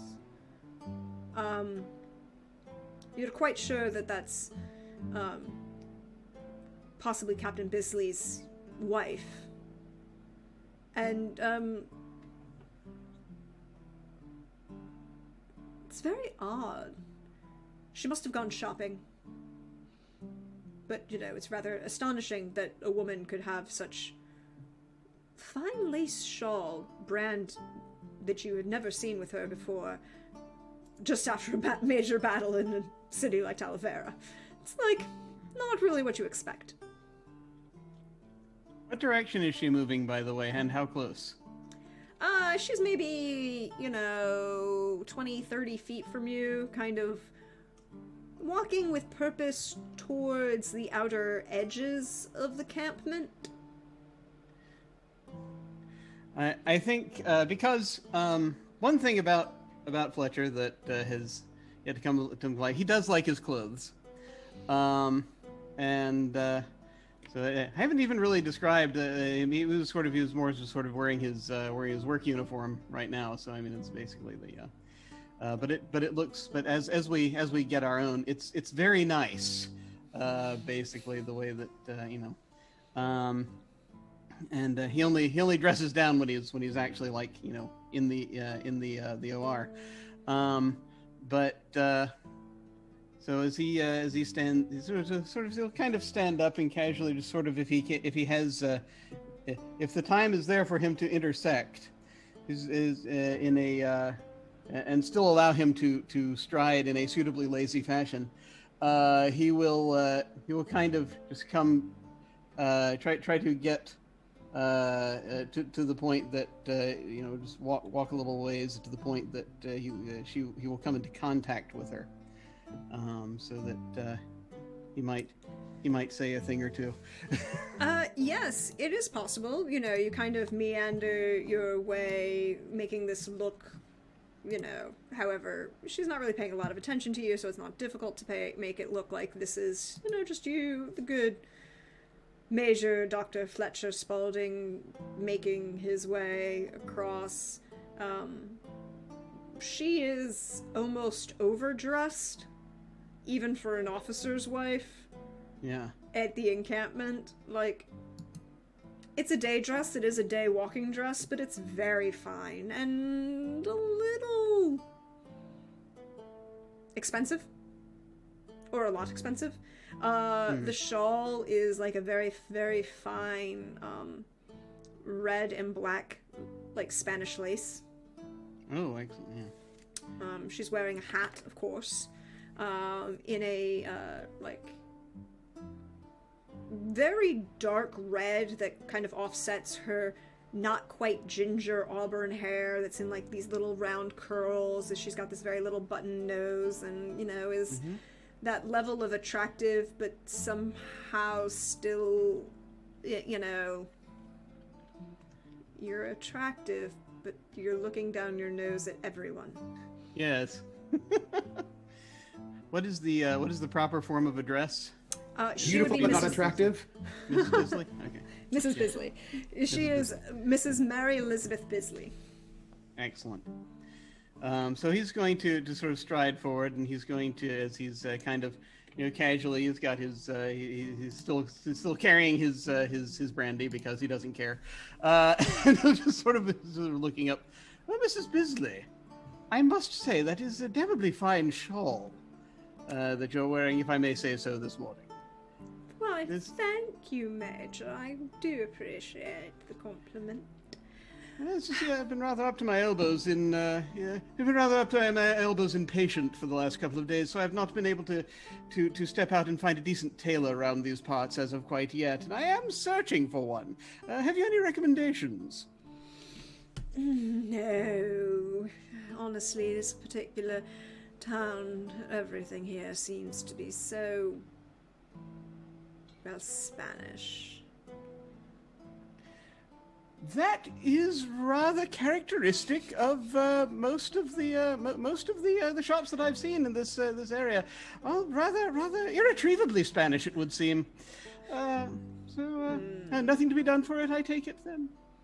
No, I have had some good lucks with getting some imports from a friend coming from all the way from London. Hopefully they'll be here soon. But it's so ghastly how much longer it takes.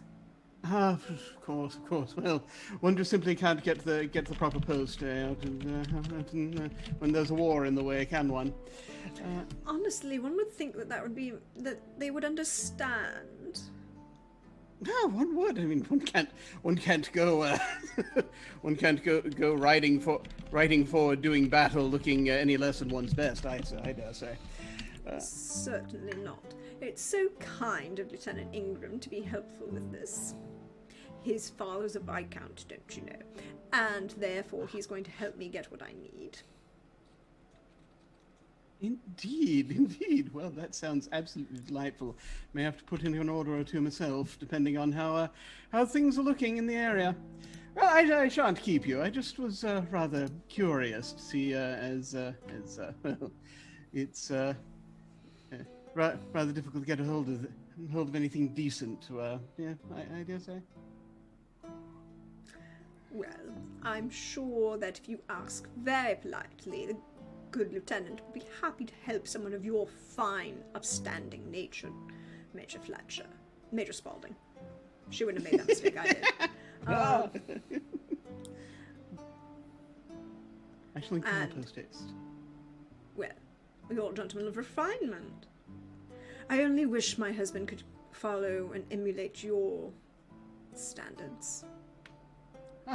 Well, well, I'm sure. I'm certain. Let's not count him out just yet. It's still got a bit more of a bit more of a war in the way, from the sounds of things recently. To have a bit of time to up one's dress sense. One does it battle by battle as best one can. I have very low hopes of my husband ever achieving the heights of fashion for which you are well known. Well, I shall tell you what. If you shall, should there be an interest in that direction, I might attempt to educate the poor fellow just a little bit, if there should be an interest in that. I wish you luck. I've honestly tried, and he seems to think that well, let's be honest. He doesn't seem to understand the investment that one has to be made to maintain one's standards. Ah, well, I shall have a little chat with the fellow, and we shall see how things go. One can but try. If you have any success, I will be quite astonished and quite happy so. But do not let me keep you, Doctor. I know that you seem to have, as you said, had many a patient to deal with. Oh, quite. I will continue my constitutional and then return to the dreary aspects of this God-forsaken land. And she just kind of makes her way away. I do have a quick question. I would like to use my monologue token, please, on Dr. Fletcher Spaulding at this moment. Thank you. Oh my god, I was actually thinking the same thing! High five, Captain. We're buddies. High five! Can I make a request for one piece of information first? Yes. I am wondering if I can tell if she seems to be dissembling at all when we're talking. That would... Hold on. Let me check a thing. That would be, awareness, empathy. Or cunning decipher. Let's see. I think I'll go awareness, if I may. Yep. I shall roll that. Wait, before I do that, how important is this, do we think? No, I'm gonna keep hoarding. I'm gonna keep hoarding for now. We'll see. Yeah. 15. On a 15, she... That is 2 degrees... That is, hold on, let me see on her character sheet things. That is 1 degree of success, not 2. 1 degree of success. And she is, she's not inherently lying, but she definitely knows more than she's saying. Okay. Yeah, I kind of figured there's something And going everything on that here. she, it's like she didn't lie in anything she said, but there was definitely influences and tones that she used to be, express herself. And she seems somewhat evasive. Whatever. Yes, but now we have a monologue token for the doctor. Right. Okay. So how does this work? Do I just start Just monologuing? Is that the basically- general inherent current internal thoughts of Dr. Fletcher Spaulding after Mrs. Mary Elizabeth Bisley has walked away from him after basically saying that her husband is useless and faithless. Right. Yes. Let's see. And so just basically with sort of the monologue that you'll hear here, sorry, just going, is she's sort of saying, "Good Lord, she's with standards that high. It's amazing. It's amazing. It's amazing. Poor Bisley can even hope to climb up there. I do wonder if perhaps she might know something about this. Well, and I'm trying to. Well, I'm sorry. You'll have to remind me. Did the colonel and was the conversation with the colonel and with Atkins and all that. Did the doctor stuff about the technically horses doesn't- take place? The doctor Yeah. technically doesn't know anything about that. Okay, all right. That was what I was. A wondering. resolve token. Well, A resolve token could be used to say you happen to be within earshot of that conversation. Well, actually, I'm not so worried about the conversation between the colonel and then the captain and the lieutenant. I was actually wondering, back in the tent, when did they mention the stolen horses then? No, Or not the in the cells. not in the army command meeting with everybody. Okay. All right. Okay. Good. You can spend a resolve token if you want to figure out some way that you could have overheard a conversation to know about this thing, which is basically what a resolve token is for. Oh, I see. Okay. I actually, yes. Then I would like to spend a resolve token to have heard some, not the later conversation, but the earlier, some of the earlier conversation in the tent, as I was kind of, I think perhaps sort of lingering. And again, they weren't paying too much attention to the medical officers in that meeting, it seems. Yeah. And so it was just sort of, as he was sort of lingering and preparing to head out and just sort of checking on someone, maybe someone near maybe he had someone come in for some sort of illness. Those amongst the officers that he just wanted to check on real quick. So as we're heading out, say, here, let me see that eye one more time, real quick. Yeah, checking on one of the one of the actual command staff, one of Wellesley's command Yeah. staff, and it kind of lingered at the door as Wellesley was Yeah. having the conversation with Colonel Fisher. Yeah. So yes, yeah, you could have spent a resolve token. I get that resolve token, so I have 3 and you have 1. Okay. Because it doesn't negatively impact any of the other players. If it were going to negatively impact us, then it would come directly to us. Okay. So the next bit of the monologue then is one wonders if perhaps she knows more about the goings on here than she is saying. I suspect that that Ingram perhaps needs to be looked into of this situation vis-a-vis our horses. One can't be expect a cavalier to ride out on nothing. It's we do have rather prodigious imagination in this regiment, but it is severely lacking in the ability to conjure horses. Something needs to be done about that so that this thing can end as quickly as possible. And well, at least I know now where to go. Also, should I wish to look even more of a peacock. Well, that was a very nice shawl. Perhaps I should just check in just a little bit with him on those orders. Man, I'm quite certain. I'm quite certain Jim reaches for a name. I am quite certain Francisco can point me in the direction of something, shall we say, just equal to whatever it is that we were just that has just been rather garishly on display here. My God, shawl at this hour. He will turn and head back to his tent. Yeah, it's a little garish. I mean, it's a little fancy for a mid-afternoon, even though it is a walking dress. It's almost like she was showing off. We're gonna let the camera fade and move and follow the Captain Bisley and the Lieutenant to follow over to the good Sergeant Griffith's farrier to the Royal Household Guards. Cavalry. Royal Household Cavalry. Sergeant Griffiths, a moment if you have one. And if not, I still would like to take one.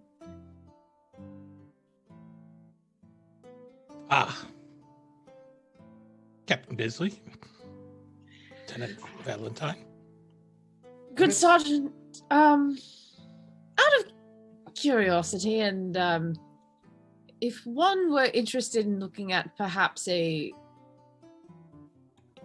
list of horses that we have on hand, any kind of accounting for just to know numbers, perhaps call it research if you'd like. Would you be able to provide anything like that? Gosh, Captain Bisley, why are you asking me about the accounting of our horses? It's almost as if someone might be suspicious of us selling our horses to the French. English shocked face. My good sir, to make such an accusation of that level. Get really quiet. Yes, that's. I don't know how do you know about that?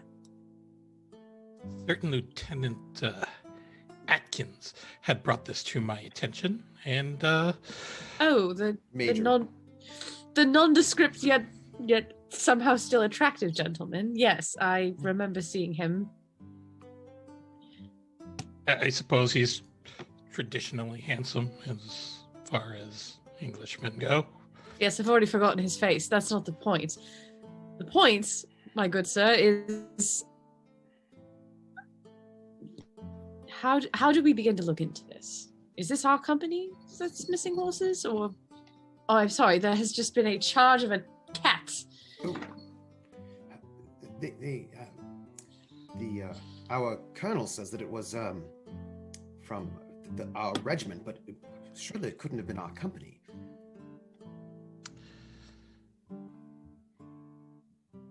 So I gotta ask, the farrier's duty after a battle would be to do an accounting of the horses. They are actually supposed to, if I read this correctly, they're supposed to sever the hoof of deceased horses and bring them back to account for them, because all of the horses would have their regiment numbers marked into one of the hooves on the horse. Yep. So after the battle, how many officers had passed or died in the line of duty, and how many of horses did we recover? Like, where are we at? You know, like, where are we at? Farrier would know. Isn't it great that I have here an entire mathematical counting, because I had to do this to figure out things. This is my little important piece of paper that tells me that there are 72 officers per regiment, based on the mathematics. Total, from lieutenants all the way up to the single colonel. How many companies do we have? You have 3. No, wait, hold on. You had. Hold on. You have 2. You have 3 companies. 3 companies to the battalion. You had 5 companies to a battalion. You had 3 battalions. And there are 3 platoons to the company, 4 platoons to 4 squads to a platoon, and a squad is 7 to 14 troops. So I will make that a handout and put that mathematics on the thing. But in answer to that, this is a very detrimental battle. If you just look at the pure statistics of the battle itself, you lost 25%. So if we take that as just a straight 25% across the entire board, maybe a little bit. You would probably have a little bit less in the cavalry than in the infantry units, because you weren't storming barricades, and you were not, the forlorn hope who are literally breaching walls at this point. So let's say 18% of 72.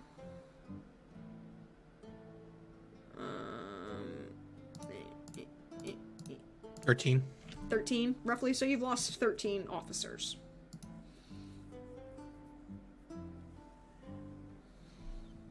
And each officer has 2 horses?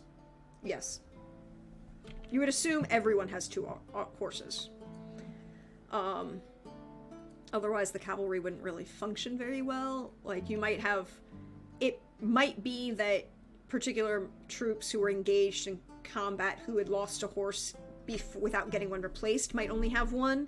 But right now, according to the very nice thing about the Sword Chronicle system, is that we actually built out your regiment and all of the things that you have, and you do have a surplus of equipment. Our equipment's good. Your equipment is good. You're not lacking in that. You are well equipped and ready for battle. So I would say in this case, everyone had the, 2 horses that were required. Okay, so So we're saying that there was a potential of 13 horses that could have been lost in this. Yes. Okay. And how many would you say that Griffiths might have been able to account for of those 13? Could you roll me like a survival skill of some sort? Probably forage or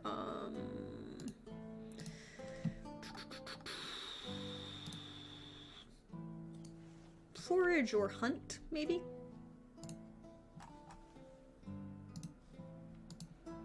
Track? Would track work? You could track. You could do track. You would track. You're tracking down the missing horses. Yes, on a battlefield, it is a little bit of mess.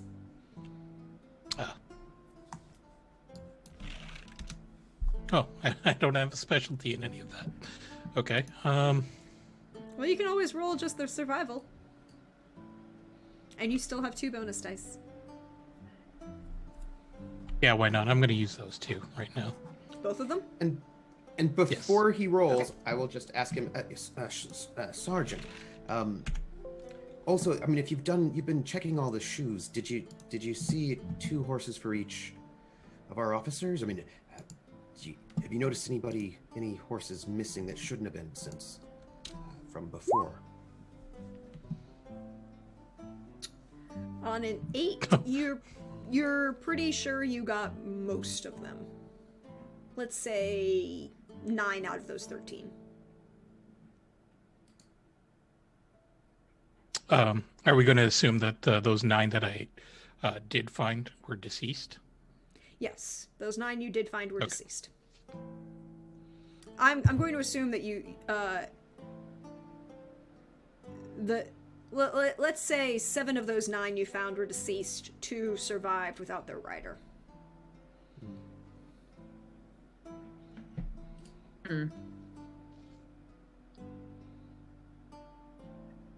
I mean, and this is taking a percentage based just on officers. This doesn't count the actual troops in Sure. the cavalry unit. So that's just your percentages. Okay. And we're going to say that the surviving cavalry did actually return with horses that were with their own horse, right? Mm-hmm. Okay. So Griffiths is just going to hold up a leather-bound book, and you'll hand it over to Lieutenant Valentine. This is my accounting. As you know, each of our cavalrymen have 2 horses, and we lost 13 men. Coming back to the field, I was able to account for... Well, you lost 13 officers. We lost 13 officers. Also a bunch of enlisted people who are not Yeah. officers. We lost a bunch of them. Yeah. It's only the officers, though, that have the... No, it's horses, a cavalry right? No? unit. Cavalry. Every member of the unit would have a horse because you're a cavalry unit. Unlike Okay. in the infantry where only officers would have horses. Okay.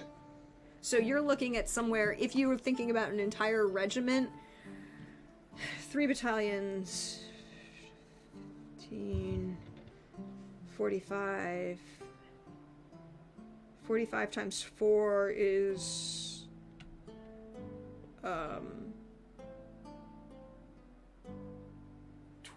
90, 140. 180. 180. 180 times 14.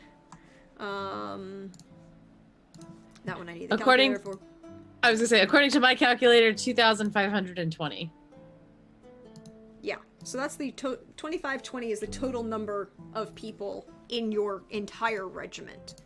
And if we say 20% of that entire regiment, you've lost 504 men total. 13 of which were officers.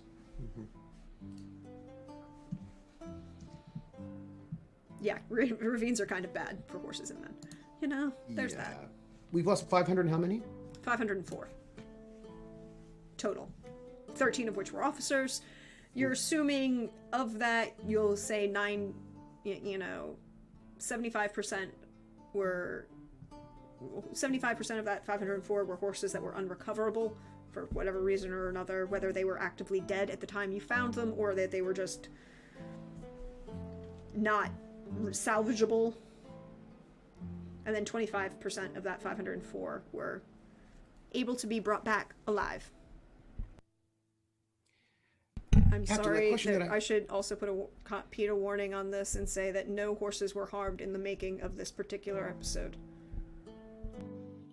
Captain, do you think that the colonel asked all of the captains our company? I think he might have just only asked us. Well, So this seems like a very much an us problem. So I'm just trying to figure out how many horses would one farrier be responsible for? You're the master farrier, you're responsible for everything, but you have minions and lots of enlisted guys to do the actual work. but we're a company, right? Yeah, he's the farrier for the regiment.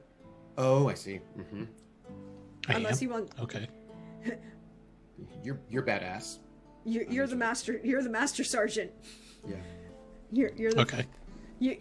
Well, that was what we came up with. You can change it and just be your company farrier.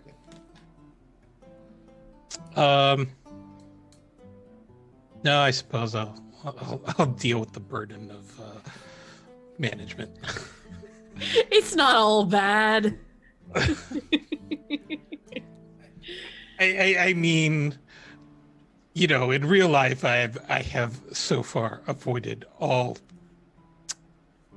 offers of management roles in which I would actually be responsible for other people.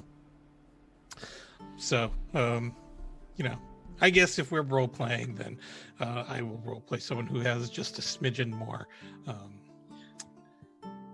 you know, how do I put it? Ambition. I do. That's fair. Captain, maybe we could. Can we say though that Griffiths actually personally sees to this particular company's? Mm-hmm. Yes. And that's what we're mostly interested in with our line of questioning right now, because we don't know for sure if the colonel talked to anyone else, but he definitely gave us the daggers to sort of do this. So this is mostly about our company that we're looking into. Well, I'll have to ask the other farriers, but as far as this company goes, I believe I've accounted for everything. Now, I had been covering for a number of two other farriers, since they were not as skilled as I am when it comes to making horseshoes. So it's very possible that the horses that were sold might have been wearing my handiwork, but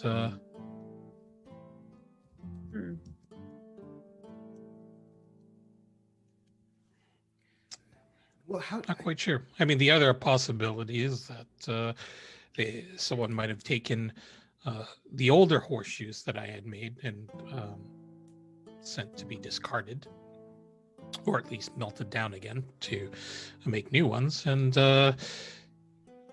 use those to frame me, or at least draw suspicion away from them and onto someone else. Wait, when they sold their... I'm sorry, are you saying that they found horses with your maker's mark on them? That's correct. Oh. Well then. Oh, well, that's terrible. I thought maybe there might be some sort of misunderstanding or mistake. Tell me, Griffiths, do you have anyone that would be wanting to frame you for something like this? Why you particularly? Because you're Master Farrier? I mean, if I was going to go on and frame someone for selling contraband horses, I would certainly point out to the most accomplished or most prominent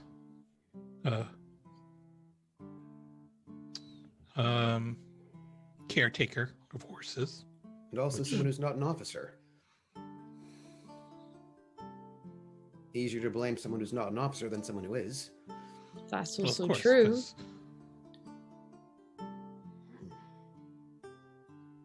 But why us? Well, I want to at least look through this leather book and see if there's anything I can find, any discrepancies or anything. We should probably do some sort of inspection of all the horses, don't you think, Captain? I'd say so. Master Griffiths, I assume you are willing to help us on this, and you'll keep it fairly quiet. Oh, mum's the word. I would rather not lose my head over this. So, Nor would I. I don't know what we'd do without you.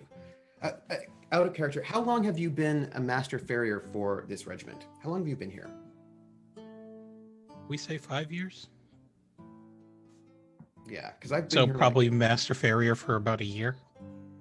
because I've been in the regiment for like 7, 8 years. Although I was not an officer all that time. I've been in the military longer than that, but so I've known you for years. Like we've known each other for quite some time. Sure. Yeah, because you've been here 5, yeah. Well, Sergeant Griffiths, I don't know what this is about, but I wouldn't want anything to come to you. You got Master Farrier because you are the most skilled here in this regiment. Sure, that's it. Well, but it's true.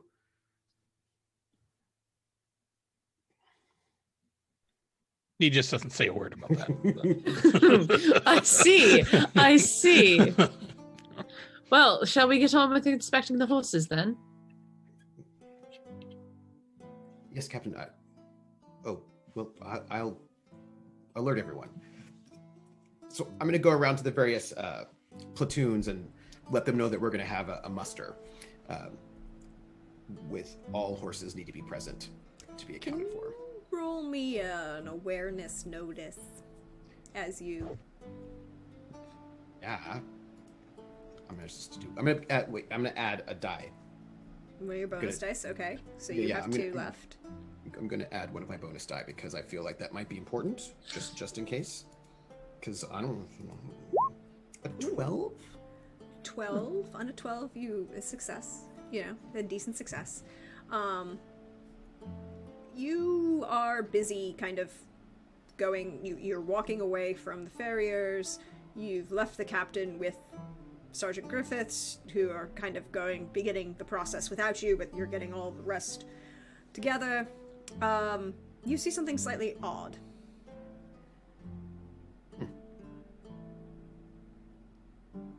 Lieutenant Willoughby Ingram seems to be escorting the captain's wife back to her tent, very politely. And then he kind of bows to her, offers her, smiles. I'm heading takes her towards hand. them because I have to speak to him anyway. Because, right, he's one of the in charge of the platoon. So I'm just like moving, I think not in his sight line, but sort of not directly from behind him because that would be weird, but just off of his sight line. I'm going to sort of approach so that I can tell him something. But I will not shout out to him because that would be unbecoming. And maybe if I hear things, then I will just also hear things. But I mean, I'm just walking. It's not anything, I'm just walking there. That's all. And I'm not spying. I'm just listening on my way while walking. Mhm. So you're not being stealthy, is what you're saying? No, but I'm not being stealthy. But I'm not being stealth because that might be a little weird if you're being stealthy. But I'm not announcing Because myself we all either. know you have to crouch to stealth. That's true. You just like you have to. Yeah.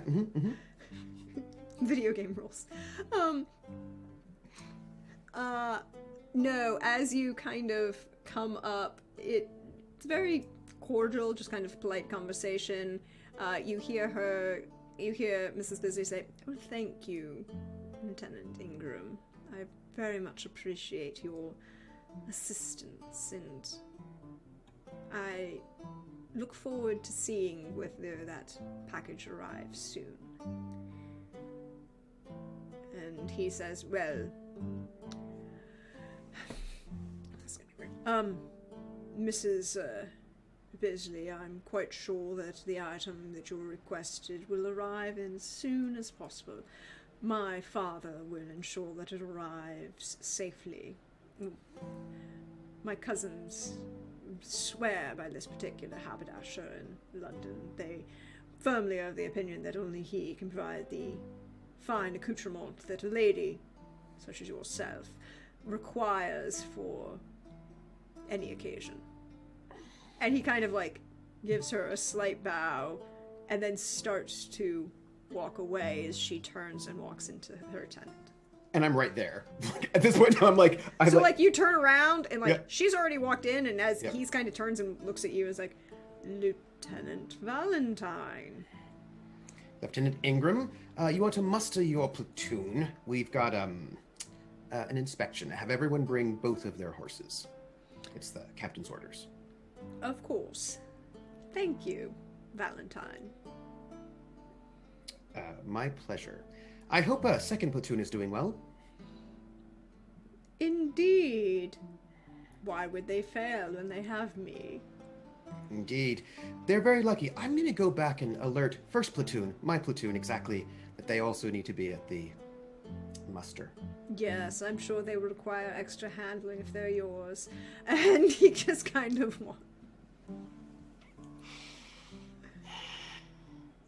I'm going to go make sure I let the other platoon leaders know they need to do a muster with all of the horses.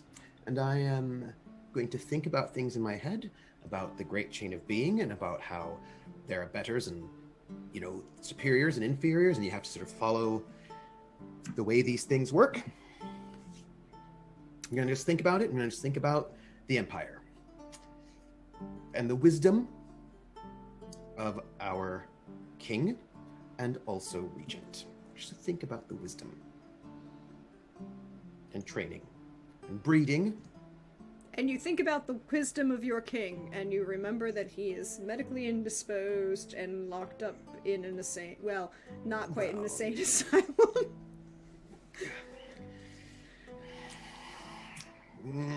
Make sure everybody knows. Alert everybody for the muster. But Everyone is alerted for the muster, even the good Dr. Fletcher. You are alerted, sir, that there is a muster and a requirement to attend. Could I ask him a question, our good doctor, as I'm doing the alerting? If time is there, absolutely. Sir? Sort of, I feel so. If this is a little bit later, I'm probably like, I assume that I have duties that I'm supposed to be doing during the day, of some kind. Because when I'm not, if I don't, then I wander off and do other crap.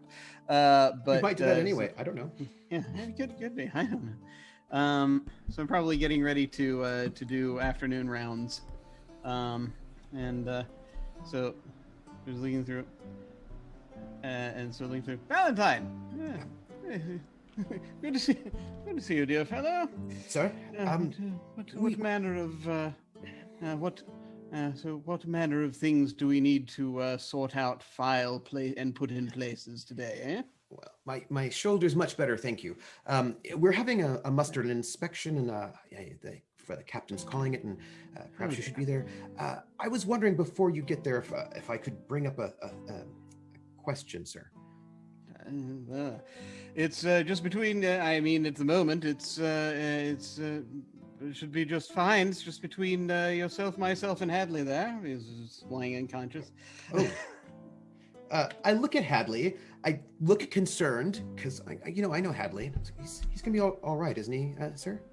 Oh yes. He is rather spirited, so he was ready to leap up and go bleed all over the parade ground this morning, but it seems that he is rather good at following orders. Passed out on command. It was delightful.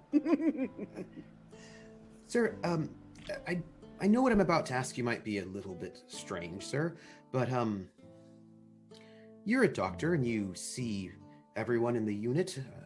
Everyone here in the company, in the regiment, here and there. It's most exhausting. And you also see them in various states of distress or perhaps openness, I imagine, as well. There's nary a time when they're closed. Oh, no, I just meant that perhaps they might have been a little bit of a laudanum or something, but free with their talk. Oh, are we seeking out scandal, Lieutenant? Well, I'm not scandal mongering. It's just that there's a. Well, that's definitely not a thing to be done here, where patients are recovering. Let's retreat to the scandal alcove just at the other end there, and so I sort of will take the lieutenant through to the back, which is sort of where we have a separated off area where where some of the office stuff is. Now then, let's have it. Well, sir, we're going out for this muster because somebody's accused us of selling our horses. And yes, I had rather heard something to that effect. Oh, that's distressing. Your thoughts on who might be responsible? No, but I thought that maybe you might be able to suss something out. I mean, after all, I have a few thoughts. Oh, I'm looking into them. Did someone say something when they were, under the influence, maybe? Yeah, under the influence of the heady rush of newly acquired clothing, perhaps. But nothing so exciting as some of the available sort of gestures in the direction of the of where we keep the various medicinal things. I was just thinking if you might keep your ears open, sir. I mean, I'm not presuming to tell you to. I'm respectfully, sir.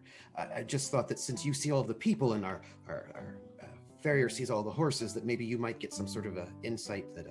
But I'm not. I'm just respectfully, sir. And he'll just sort of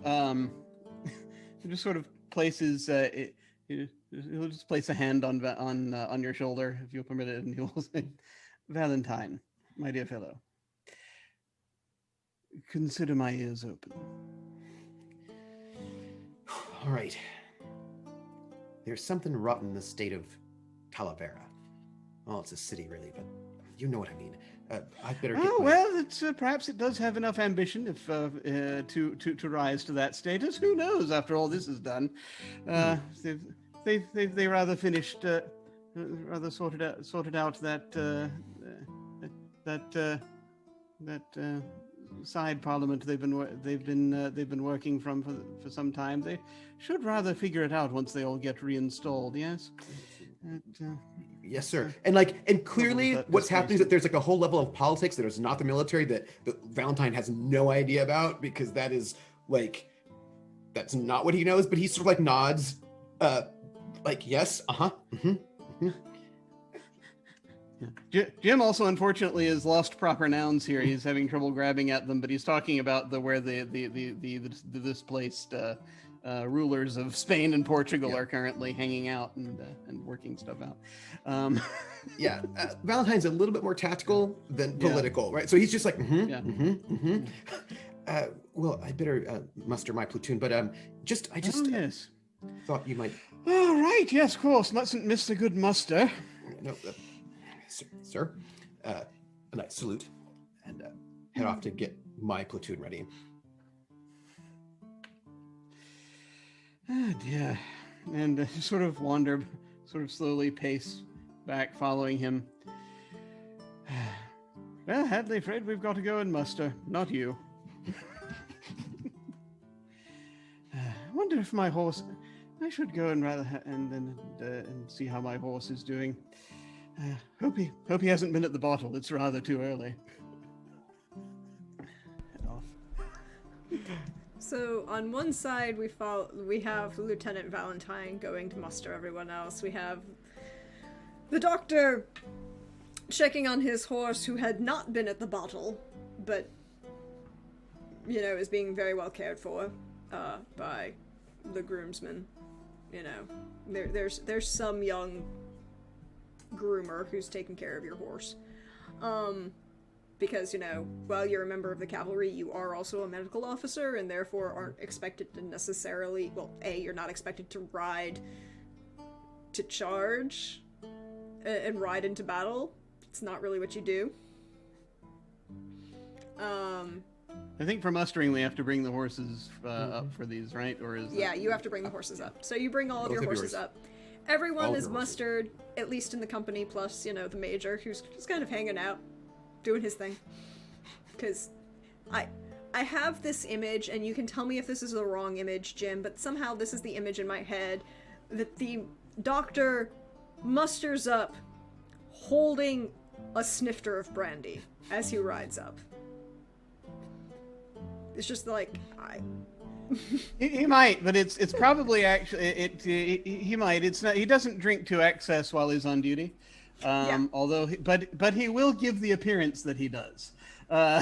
So also, people have then had amazing alcohol tolerances because that's kind of all they drink all the time. I'm just noting it. Because the water was bad for you. Duh.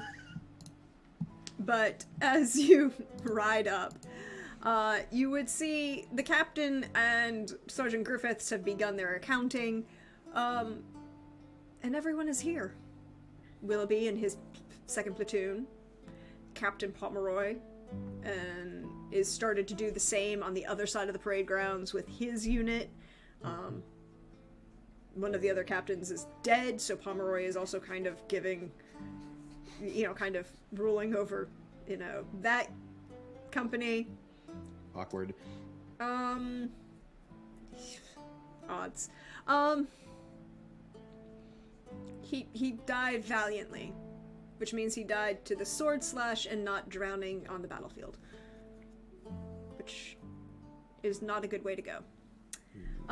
But all of you are here, and I leave it to you, players. What are you going to do? I'm gonna just check the hooves of each of the horses in my platoon to make sure that the markings are correct. That we don't have horses that do not belong to our regiment. Because in my mind, if all the horses are accounted for, but some of our horses have been found somewhere else, that means that some of these horses might not be our horses. So I'm just wanting to make sure that all of the hooves, all the marks are the correct marks. I'm just like doing it, and make sure all of my people's have all of their horses that they had before, and that all the marks are the proper marks.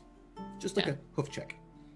I'm just definitely going with Griffiths and making notes of everything. And there are a couple that are missing that have been accounted for, but there's also a couple missing that you kind of are told were died in battle, like the horse died, but the rider is still here. A couple riders are unconscious under the Hadley is under the care of the good doctor, so he's kind of verifying who's missing. And as you go through, you verify there are horses missing. I'm just gonna make notes. It's odd. The oddest thing is that the horses are all missing, but they're all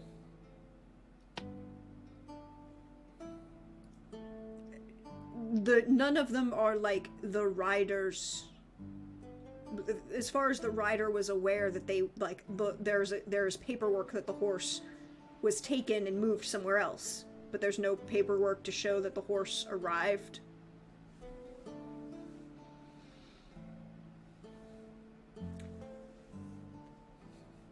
This is going to sound petty, but it's not. It's not petty at all. when I go to the captain with the accounting for my particular platoon, which horses are accounted for, which horses are present, which horses have, the strange thing of some of our riders had their horses transferred, but I don't. There's no paper. So I give my accounting, and I just ask, Captain, I'm just wondering if my numbers are the same as second platoon's numbers, or third or fourth platoon's numbers. I'm just wondering if all the platoons have a similar number of unaccounted for horses in this particularly strange way, or if they haven't specifically just second platoon. I'm just wondering, sir, for no reason.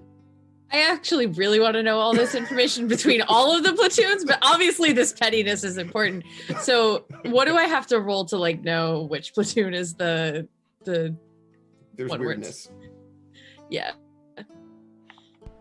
As far as has been reported to you so far, Captain, all of the platoons have the same spread plus or minus 1, right?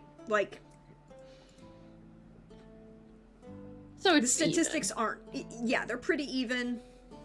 There isn't anything striking difference. Well, Valentine, it's pretty much just all across the board. So where are these horses supposed to be sent to?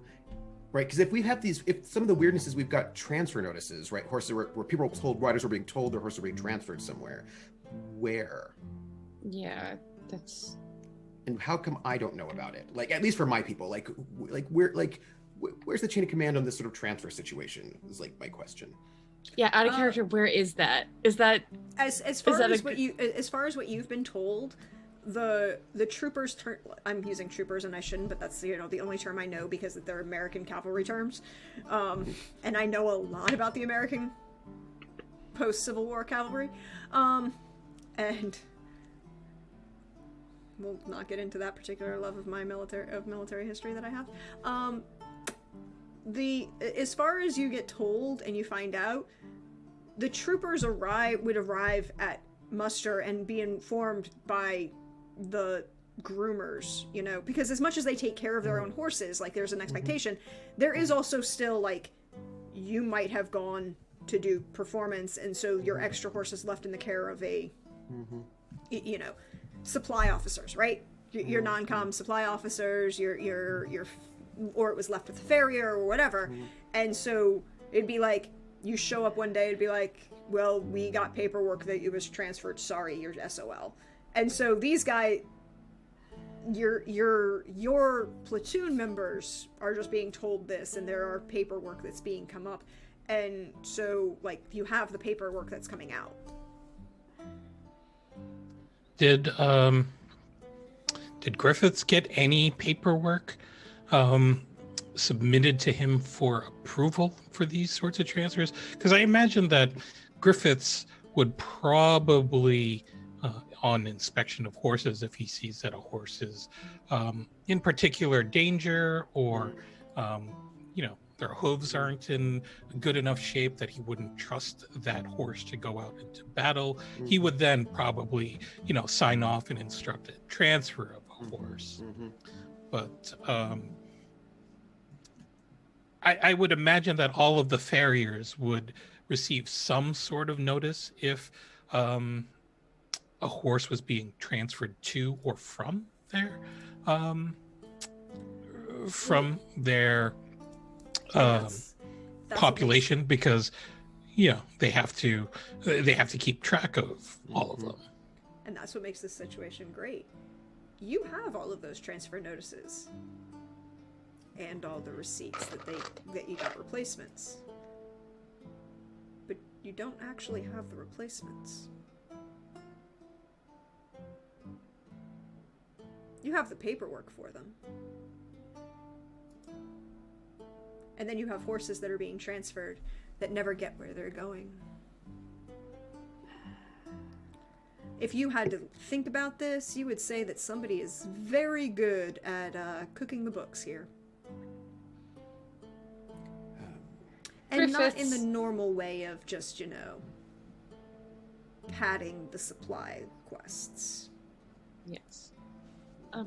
Griffiths, does anybody else look at these besides you? And me in this moment as I'm looking at them. Is there anyone else that helps you with the books? I mean, all of the other farriers who are responsible and take care of other companies should be receiving these notices. Any officers, any supply men, anything of that sort? This is stuff that I believe the supply officers would be managing. Now, I keep careful track of all of the horses that I would instruct to have transferred if they were of less than battle-ready health. But, you know, the groomsmen and the other farriers that report up to me should be reviewing the certainly the transfers into their care pretty closely before signing off on them. Pardon me, Sergeant, I just had a thought. So you authorize transfers that start from you, correct, Sergeant? That's right. And you make requests for horses that also start from you personally. All I'm saying is that if you're doing it, I mean, I'm just thinking if we look at all the transfers, if the ones that you make personally actually go through, you send a horse off and it arrives where it's supposed to go, and you ask for a replacement and it comes here, and there are some orders that don't go through that are not coming from you, that sort of lets me think that if we could separate the ones that did work with the ones that didn't, we might be able to figure out some sort of, like, I figure somebody is using some sort of a, crooked orders or something, sort of somebody's lying. Well, you know what? Just see what I'm saying there. I do. And maybe they're all being maybe they're all going to the same person, or there's some sort of, I don't know if we can figure out which ones are the fake ones. I figure, or at least maybe you wouldn't know, but maybe our supply officer would. But like when horses are transferred out, like what's the process? Like, who takes them? Maybe somebody's the person who transports them, or somebody's doing it, right? So if I'm thinking if I'm putting my auditor hat on right now because I need to exercise these skills somehow while I'm not in what better situation than equine better theft? situation than horse theft. So if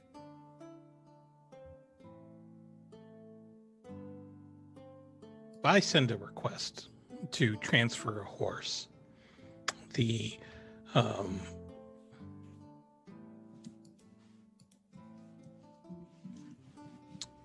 I would have to have someone else sign off on it as well, probably the supply master. And then it arrives at wherever its destination is, and that person over there needs to sign for receiving that particular horse. And then that copy should be sent back to central records, as well as the person who transferred the order over. I think that's kind of how it should have worked. Theoretically. Yes. But it seems somebody's taking an advantage of the system. And, taking advantage of not a perfect communication relay. And the fact that technically all of these records would be sent home to London in horse guards. Far from Spain or Portugal. Captain, you went to a university, I assume. Could you figure out I mean, which ones of these, or I don't know if we could sort them into piles, which ones were,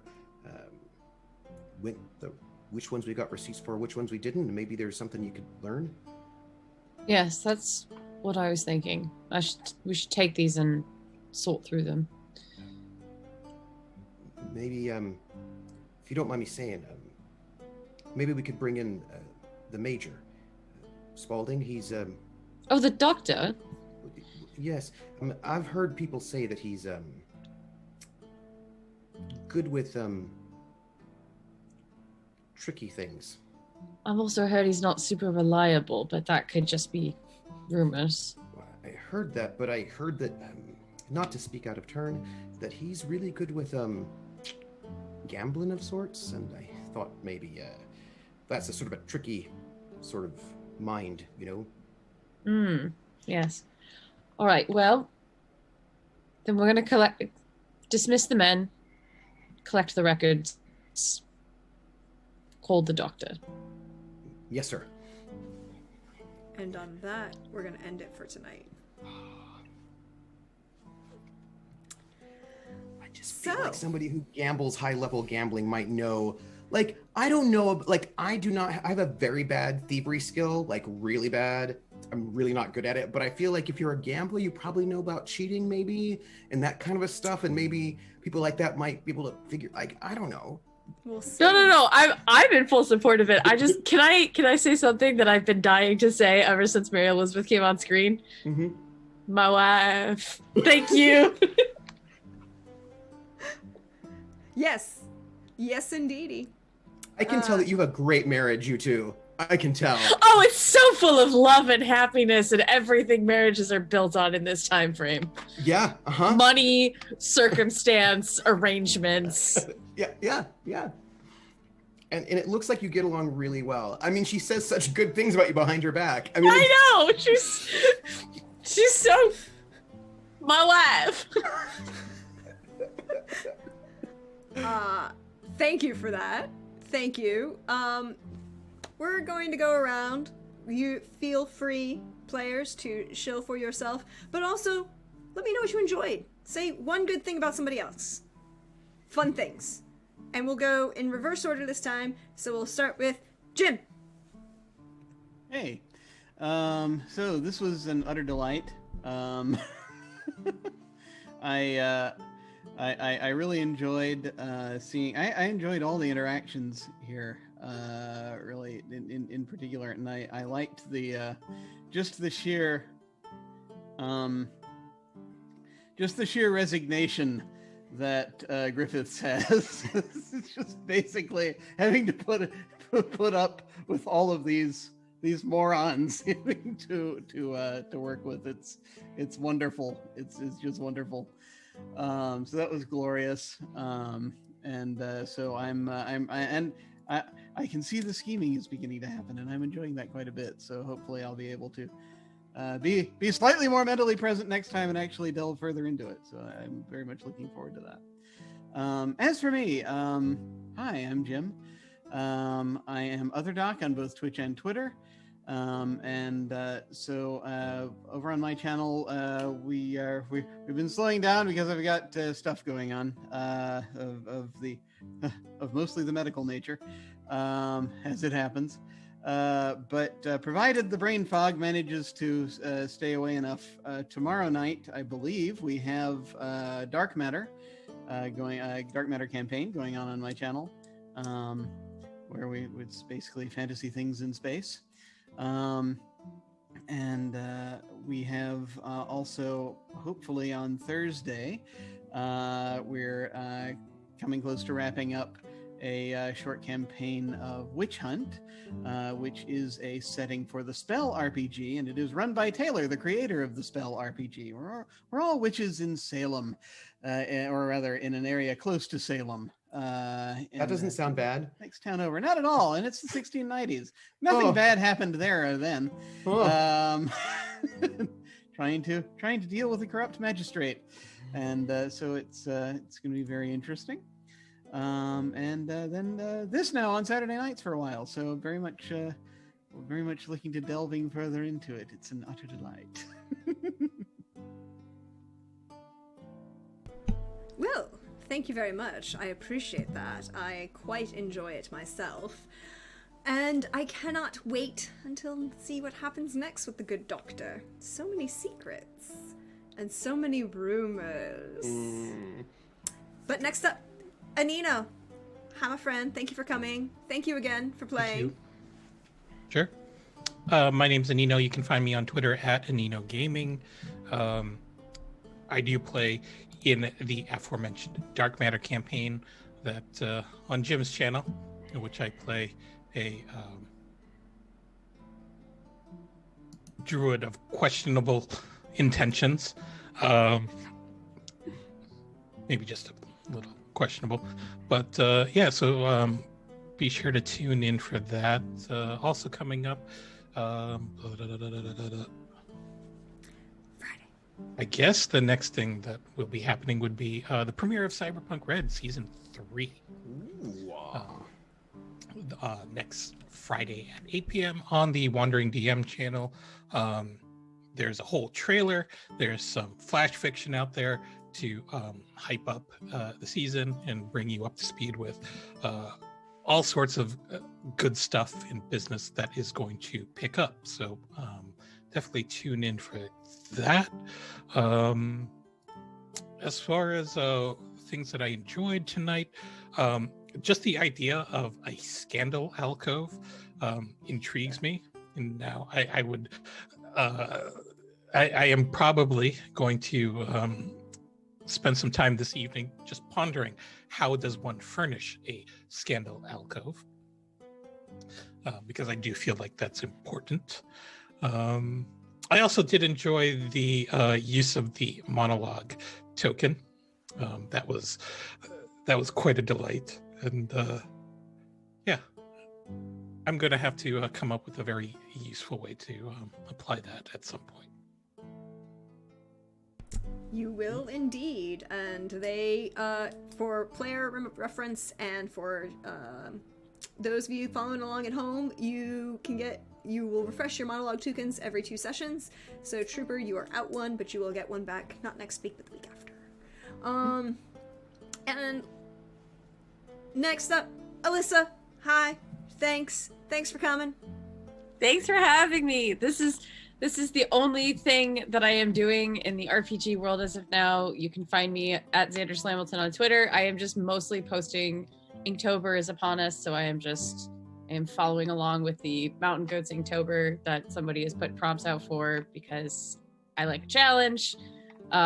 But that's about it for me. Thank you all for having me. It's so much fun. I will second the scandal alcove is one of my favorite things. I will also just scandal like Trooper and I both being like monologue token.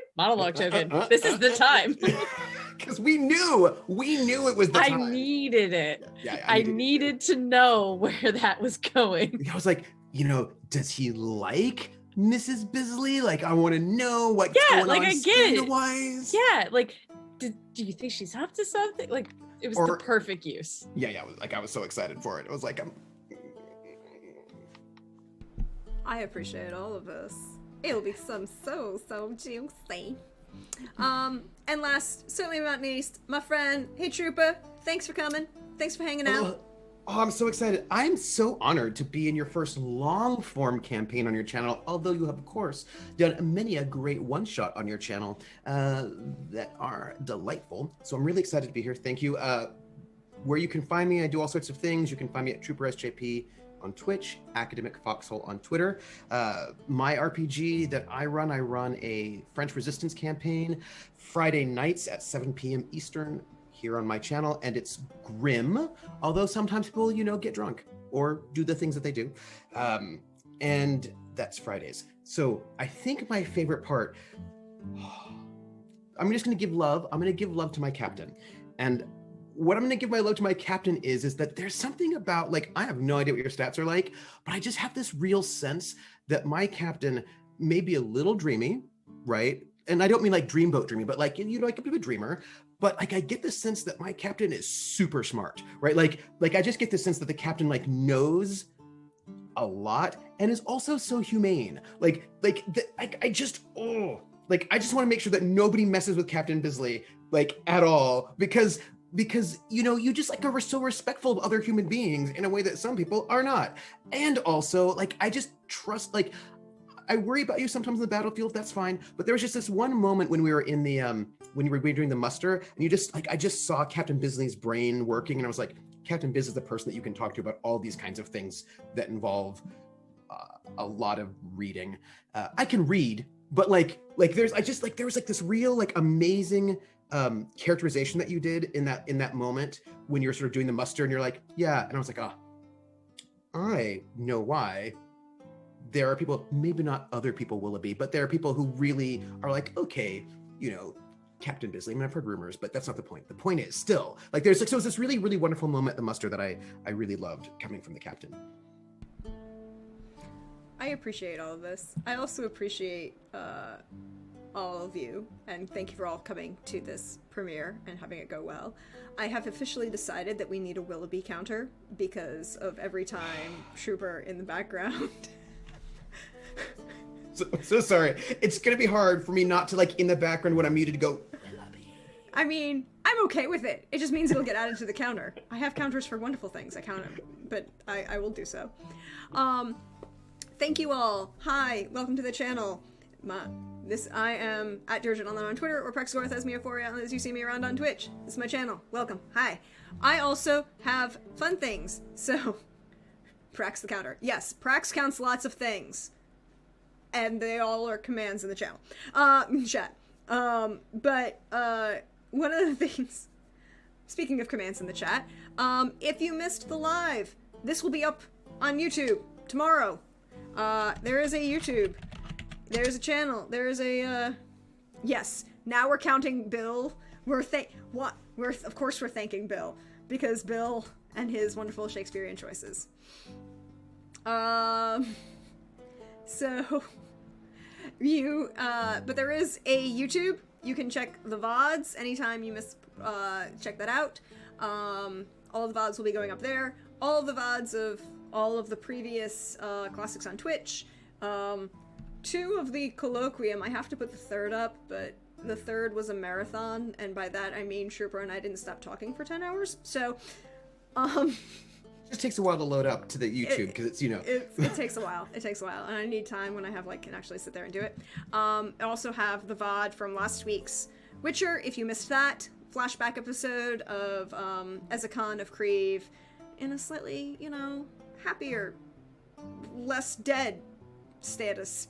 But the next time you'll see me is on Wednesday, fingers crossed, and the internet doesn't die, over on Laugh Love Lindy's channel for some Witcher Family of Wraiths, as we gear up for the season finale of that. And then on Thursday on Wandering DM for Dragon Age, as the Thirst crew continues their drama and flirting and everything that goes on in that show. And then Friday over on Wandering DM with Anino for Cyberpunk Red, as we have the season 3 premiere. And I'm just going to say that things are getting interesting. You should also check out Anino's Flash Fic, because there are some bunch of interesting things that you'll find out. There's some nice stuff going on there. There's some real juicy stuff coming in there. And then on Saturday, we'll be back here at 8 o'clock to see what happens next. And I'm just going to tell you and all of my players now, the drama is coming, y'all. What you're gonna tell us is that it was just all misunderstanding, right? And like nothing sketchy's happening, and it's just like, wah wah, big misunderstanding, everything's fine. Like that's what you're gonna tell us? I don't think this is a sitcom. But if it were to be Three's Company, so we could have pratfalls, it's funny that you did mention Three's Company. No. The only sitcom, well, let me phrase that. There are 2 sitcoms I hope to eventually achieve status of and eventually grow up to be. Someday, I will achieve Sophia status. Oh. And That let's would be be epic. honest, that level of drama is coming, y'all. Oh no. Bye. Look, she hasn't said the magic word, which is consequences, so we're okay. Okay, oh good, so we're fine. Okay, great. But look at the face. Look at the GM face. Yeah. Best face. Bye, everyone.